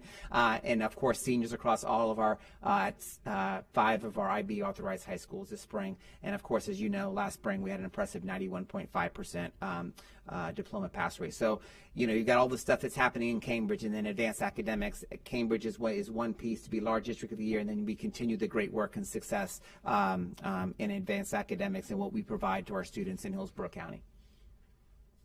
So Navy Brain Bowl, a few more Navy Brain Bowl state champs. Congratulations to Gaither's ROTC program, who finished first and second. They had 2 teams at the Navy Brain Bowl Brawl State Championships in January. 32 schools attended and competed. This was Gaither's 9th straight state championship. So congratulations to Gaither. You go out, their ROTC program, Navy ROTC program, truly incredible. They win every competition that they go to.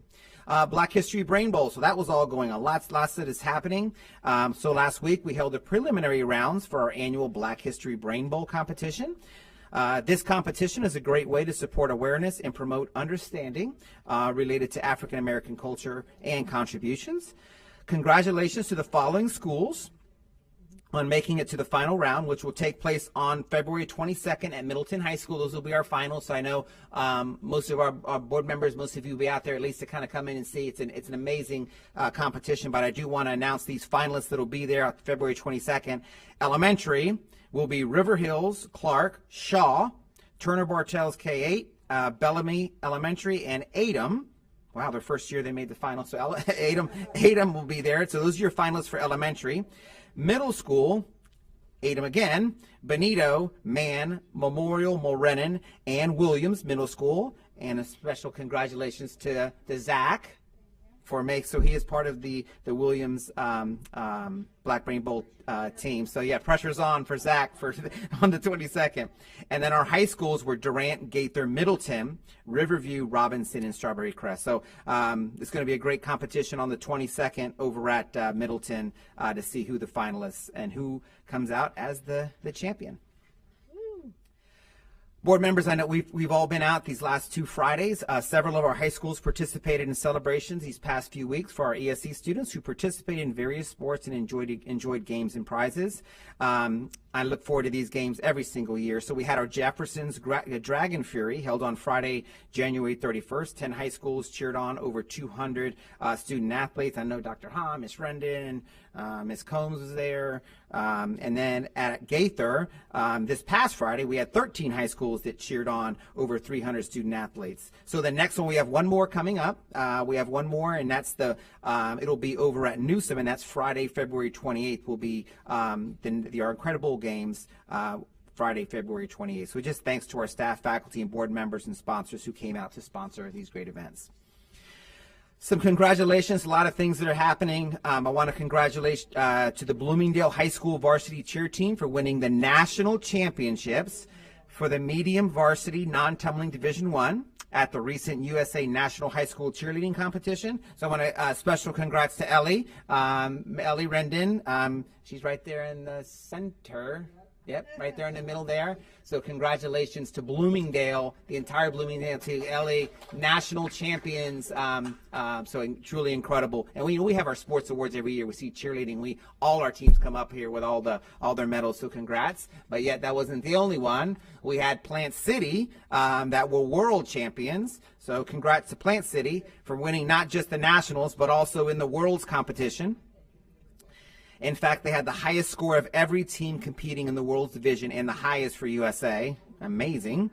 So I'm sure we'll see them in May. So congrats to our team and parents for supporting these teams at their competition. Awesome. So those are my comments. And we just have one suspended agenda update. We'll pretty quick. I'm going to turn it over to Mr. Lewis. We have one agenda update around economic development. So we'll just turn this over to Mr. Lewis for our bond rating update.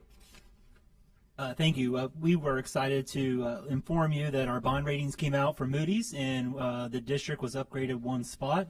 And they also changed our status from stable to positive. So as part of our strategic plan, we're excited that we're seeing progress with that as our continued efforts, and we'll continue to monitor that, and we're excited for it. And the reasons for that is our continued general fund balance, our management of cash, and our management of our debt load. So, thank you, Mr. Lewis. And Madam Chair, those are my comments. Thank you very much. Those were good comments, Superintendent Ayers. We'll now move on to board comments. Board members, just a reminder, you have 5 minutes each to speak with 30 seconds for final thoughts. Dr. Hahn? Thank you, Chair Vaughn. Congratulations on the bond rating. That's excellent. Excellent day. I just want to say this morning was a great morning at the JA Empower Her event. It was an Embark Collective. We had students from all over the Tampa Bay area, not just Hillsborough County schools. We had inspiring speakers. I mean, these students are just so bright and so full of just drive and energy and ideas. This 3DE program is, I mean, it just transforms students. It's amazing. They pitch their business ideas. I mean, they're just so smart, they're just so impressive. Miss Combs has a sample of one of them. I mean, it was so wonderful, and we celebrated, and it was great. Also attended, like the superintendent said, Special Olympics at Jefferson. Always so special. Saw some of my former USF students out there with their students, so that was so nice and exciting to catch up with them also while I was there. I celebrated Literacy Week by reading to kindergartners at Lanier Elementary. So thank you, Lanier Elementary, for that invitation. It was so special, and so they were so sweet. And I just wanted to share, since we're on literacy, some of the updates from MyOn data that I typically share. Excuse me.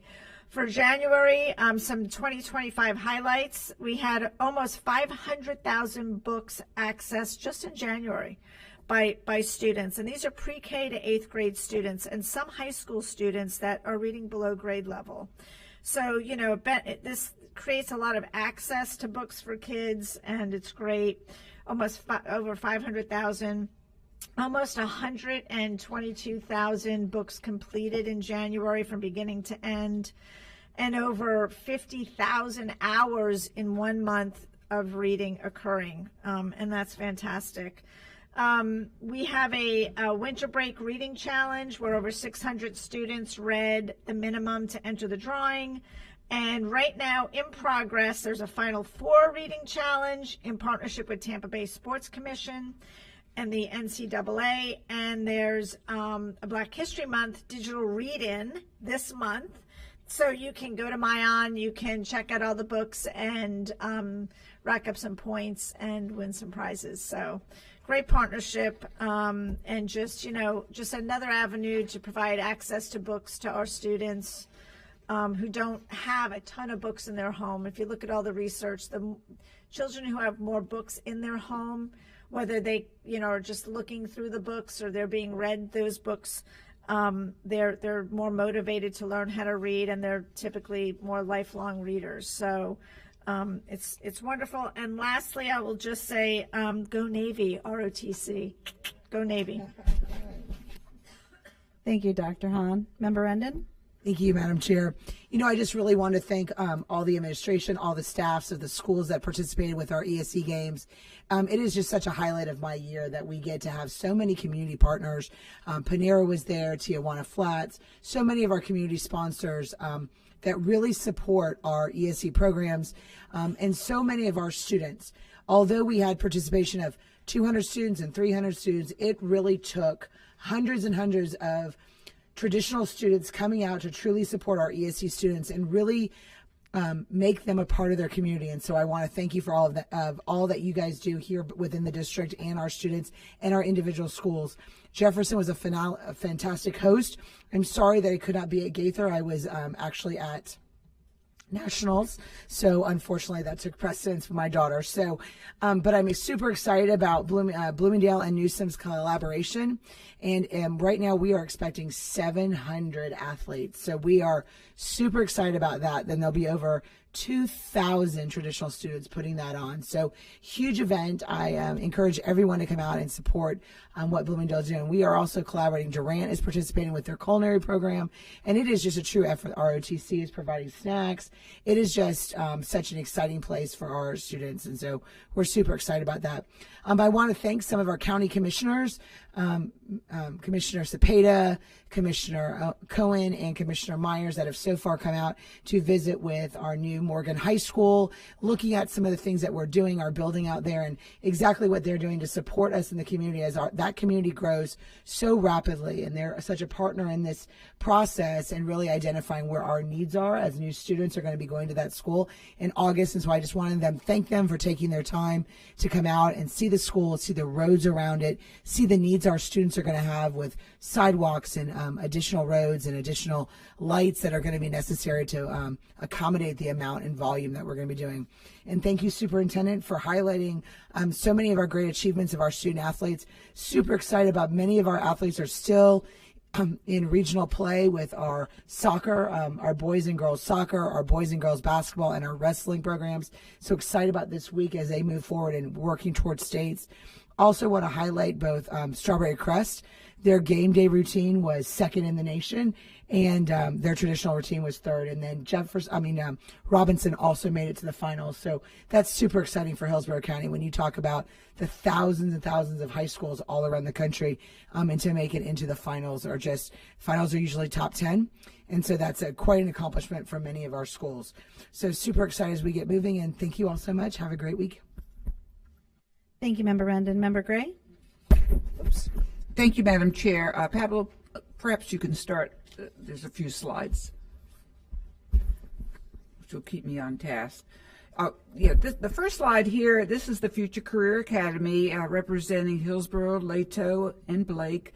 About 400 students. This was the other day. And the workforce partners that they involved themselves with were the City of Tampa, Technology Department, Parking, Freight, plus HCC positions, and many, many more options for their apprenticeship. So we're this was a great job fair, if you will. And thank you, Future Career Academy.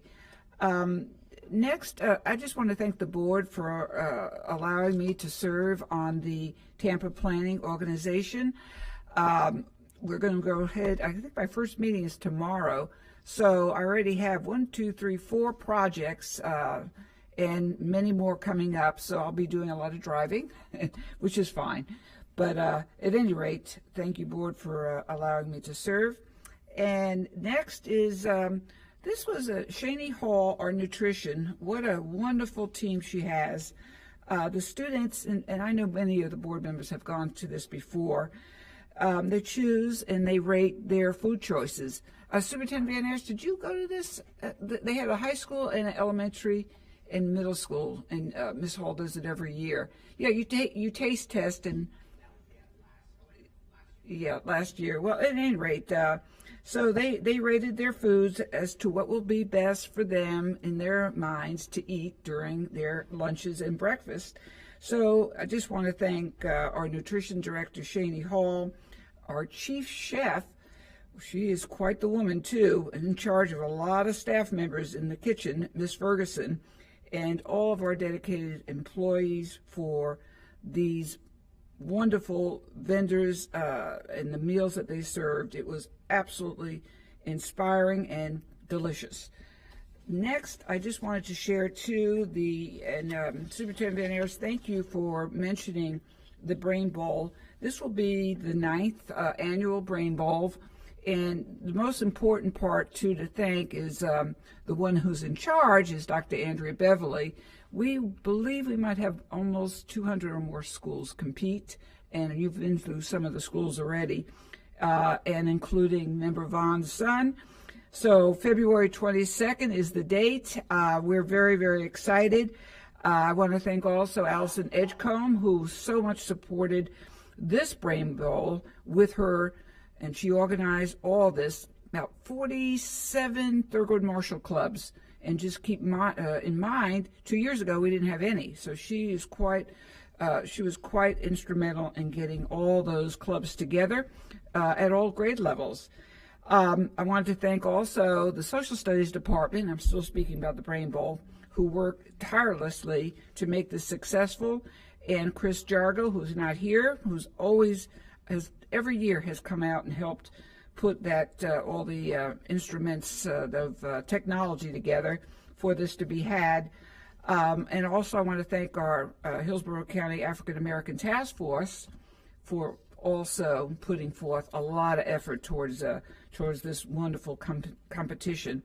So I wanted to remind the board members that the Student Online Safety meeting will be a parental awareness meeting will be held at Turner's Bartels, K through 8. I don't know, Member Vaughn, you may want to come, not too far from your house, February 22nd, and that's at 5:30 p.m. Now, wait a minute, it's not February 22nd because we're going to the Brain Bowl, so it's February 26th.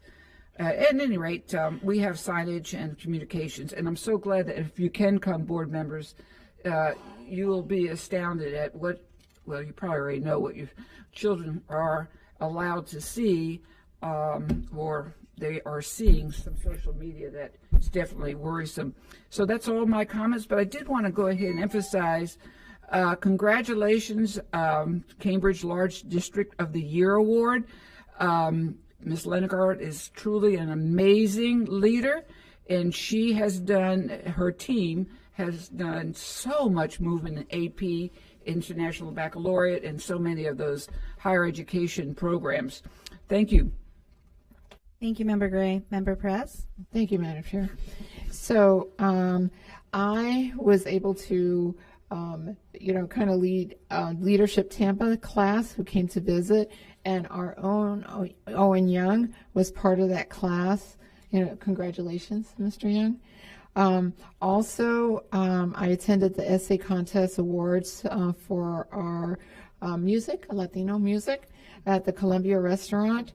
And also, the Children's Board had a mental health training for Hispanic parents. All the literature was in Spanish. It was really neat. For 2 days, the parents went through mental health training for their children. It was really amazing. It was like 5 hours per day for 2 days. Dr. Grace and Ms. McCrae, I want to thank you for the decision of bringing back ATOS, the ATOS program. And from the data that I've seen, the program is being used more than the EPIC program had been used. However, I have a concern, Superintendent, that the in-school suspension program, that some parents have shared that they were not aware that their children would be outside the classroom cleaning the grounds of the school and serving as custodian instead of focusing on their assignments.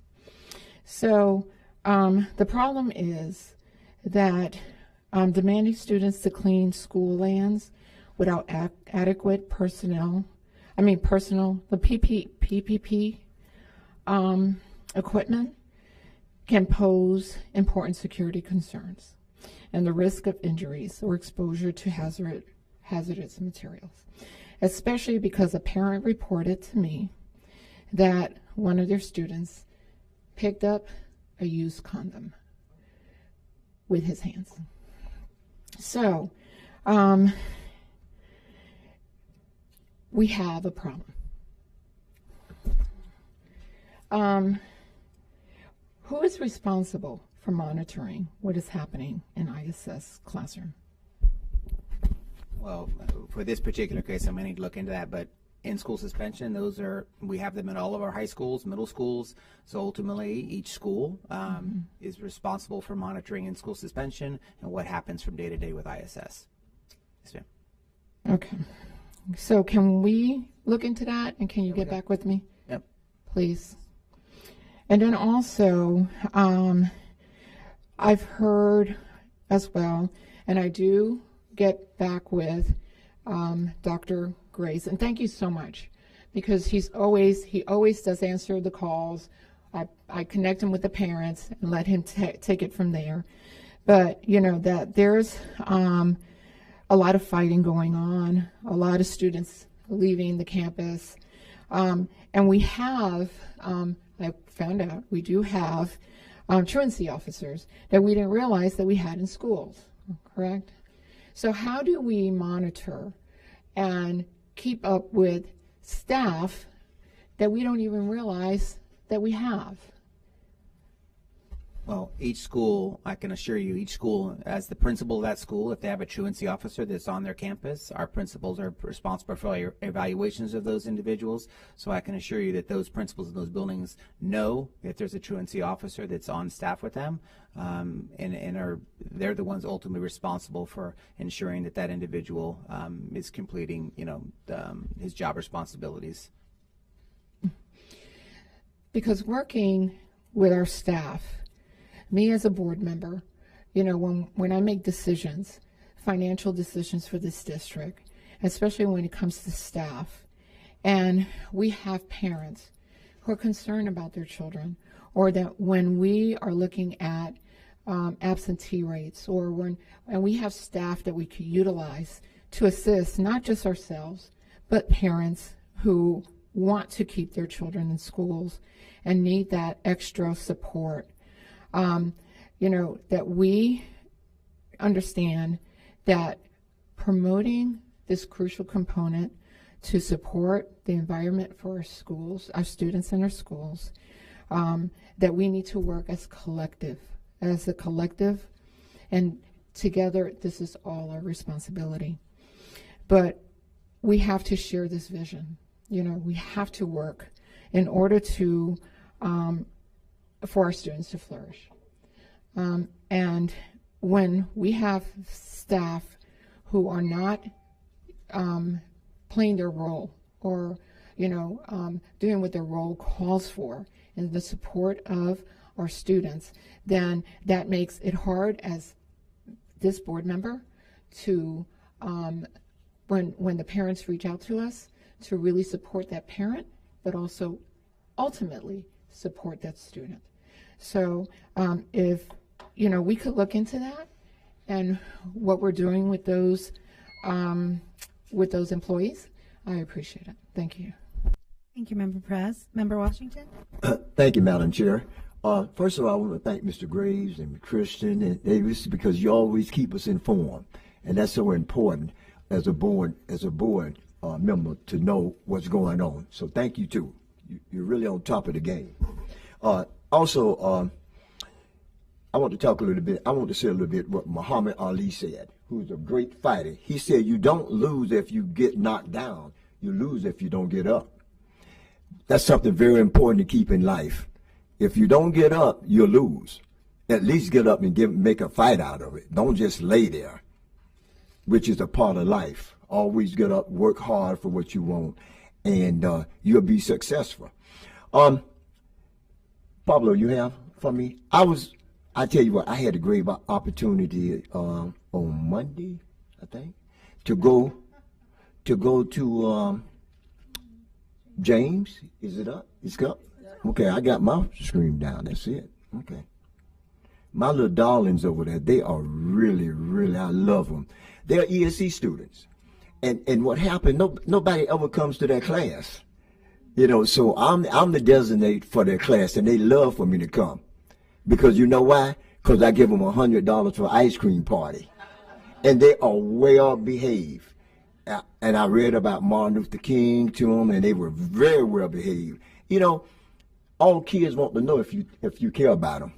That's important to know. If they know you care about them, they're going to behave and do a great job. And I want to thank Ms. Jones and her staff for inviting me to come out. And every year I'll be there to support these wonderful kids. Also, Brain Bowl. We're looking forward to the Brain Bowl in the land of the Tigers. And there's some more students that I had a chance to talk to. These are the second graders we put up, we love. And I wanted them to know what's the greatest thing about life is loving each other. So we made little heart signs so we could love each other. But back to the Brain Bowl, we're looking forward to it on the 22nd of February in the land of the Tigers. So if you're available, please come out. And that's all I have. Thank you very much. Thank you, Member Washington. Member Combs? Thank you, Chair Vaughn. Just a couple updates. I want to thank Christina Fernandez, Marcos Murillo, Owen Young. Our parent community center is doing so well. Every month it's doubled. So we've had over 500 services. And the exciting part, we've had over 200 people apply for Hillsborough County Public Schools for jobs. So that's just amazing that we're able to fill that need for the jobs. And Christina Fernandez and I, last week, we went and visited about 12 schools in the community just to make sure that they knew about it, talking to the data processor, the front office staff, and just really seeing how things are happening in our schools, especially in the town and country community, was amazing. You know, that service provides at-site, phone and off-site services, so it's just a great program for the community. So instead of people being in ROSAC, they're out there servicing the community and making sure not only just to help parents and students, but also getting employees into our schools, which is so challenging. And also, Pablo, you know, I went to another great event for Future Career Academy. I love being on the buses and really getting the feel of how it impacts students.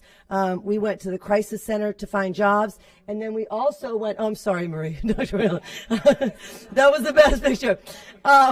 She was talking, And we also went out to the airport, which was amazing, the number of jobs that are at the airport. It was really incredible learning about the airport and all the jobs. And I think it's so great, so much great synergy to find out there's like thousands of jobs out at the airport that I didn't even know about. And we had a great guide who really showed us all of that. The other thing that was really special this time in Northwest Tampa, what we did was in Northwest Tampa for Future Career Academy, we went out there and we talked about jobs for Hillsborough County Public Schools. So we had Dr. Patton and Dr. Walker talk about the HR. We had Shaney Hall talk about nutrition. Mr. McManus talk about host. And then Lieutenant Anna Marsano talk about security and emergency. I mean, we had hundreds and hundreds of students in that room. And I have to say, when we asked how many people wanted to be educators, it was only 4 or 5. And it just shows me how much work that we have to get done here and really continue to recruit from within. And I think it was great having that exposure in Northwest Tampa and letting kids know before they walk out the door that you don't need to go to Starbucks. You can work here in Hillsborough County. We offer free insurance. We offer benefits. So I think one of the amazing things that Future Career Academy, not is it only filling the gap for students, but we're also working on our needs for Hillsborough County Public Schools and also all the surrounding areas. When you have linemen or you need plumbing or you need things done in your house, we really need to work within our community to make sure that we support that. Because at the end of the day, I love living in Hillsborough County Public Schools or living in Hillsborough County, and we need to make sure that we have those students ready for the technical and vocational needs that we need as a community. So I just love that. The kids were so excited. Being on the bus is the best way. We can talk about surveys and we can talk about data all day long, but when you're impacting every student in Hillsborough County and you're asking for $150,000, I can show you 100 contracts that ask for a lot more and that don't impact as many students. So I am so proud of this organization and what they do and how they continue really filling that need, not just for our district, but for our students. And then finally, the Special Olympics. It was just amazing to go to the Dragon's Fury as well as the Gaither Stampede. I mean, just seeing those kids so excited. And I have to do a special shout out to the Best Buddies. I mean, those kids who come, the love and the care that they take care of their students was incredible. Through this program, I met 2 young Best Buddies who were entrepreneurs who came up to me and asked me because they're working on a business. And I talked to both of them on Sunday. I was like, is that 1 student or was it 2? You know, we have these amazing individuals. Not only are they working with special needs students, but they're also, one of them is trying to become an author and another one is trying to work. And I just connected her with Yvonne Fry for a workforce development app to help kids who are special needs to find the right workforce connection. And that was one of the students right there on the far left. So I spoke to her today even. So it's pretty amazing. And finally, went to a musical, Nemo. You don't need to go. I mean, I love the Strauss Center, but all you have to go to some of our local high schools. The music and the talent in our schools is amazing. Steinbrenner, we had a parent who actually volunteered to direct that with Mr. Brady, who is so talented at Steinbrenner High School. So please go out to our spring. There's great plays out there. And don't forget to go out to the fair because it is here. So please, thank you and have a great night. Thank you, Member Combs. Some of the things I wanted to highlight was I had the opportunity to go to the district's poetry jam. Thank you, Ms. Fawcett. That was spectacular, you know, seeing our kids get up there. Some of them were so nervous and just really speak their truths and have that space to come together and support each other. Like everything about it is so positive.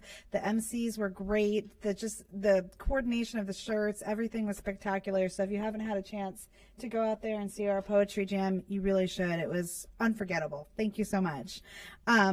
Also, I'm sad to have missed our Special Olympics. I haven't had the opportunity to do the Falcons Fury yet. I know that one's newer and I'm looking forward to that one, but I go to Gaither every year and it's just unbelievable to see those families come out and be so excited and our students and how much excitement is about it. So I'm sorry I missed that. Thank you guys for capturing that and highlighting in your board comments. Also, the STEM fair is tomorrow, right? All of our students, our elementary students, our middle school students, our high school students, all come to the convention center and show just spectacular projects. I'm really excited about that. Some of our high school students are doing things that I know they're going to be recruited for and change the world. And just to even see some of the ideas of our elementary school students and the way they're showcased, I absolutely love that. So I'm super excited about that. I do wish we would bring our awards back to in person. As much as I love the televised awards that we do, and I know it's accessible, I think a lot of our families would love to be there in person. So that is a request that I'm going to put out there for that. Also, speaking of Black History Month, we had an opportunity, Ms. McCrae, Member Perez, to go to Pride's 25-year anniversary. And I got the opportunity to learn from Ms. McCrae firsthand about her grandfather's legacy, who Pride is named after. 50 years in education, 22 years in Hillsborough County, principal of Blake High School, helped create the Upward Bound at USF. Just so many great things about your grandfather's legacy and the impact that he had firsthand in that school. I love our school's anniversaries where I get to learn about, who they're named after and what that looks like. Also, the school did an amazing job. Principal English is just threw the best party, and all the people there, from one of the first teachers to the first principal, everything they say is just, it's really inspiring. So I just wanted to highlight that and say I love learning about your grandfather. Speaking of the Black Brain Bowl, at that event, I actually had a teacher from Clark come up to me and say this is their first year sponsoring one of the clubs, and what a great experience it's been for him, and how much he's loved learning about that, and what a positive impact that he had, that it's had just being able to sponsor. Unfortunately, Clark didn't make it in. And thank you so much for highlighting my son, who's going to be there. I will say, as a proud parent, he is the only all sixth grade team in middle school. His team is the only all sixth grade middle school one. So I'm not rooting for anyone specifically or any team specifically. And also, Bay News 9 did a story on them. I forgot to update you guys. That was really great. I appreciate Bay News 9. And I think that's it. I just love hearing about all the positive things in our district, from, what we're doing with our ACE program to, all of the impact that we're having. I feel really good, and I appreciate all the teamwork from, our school sites, our district staff, my fellow school board members, and the superintendent. So, I'm excited about the future. And with that, this meeting is adjourned.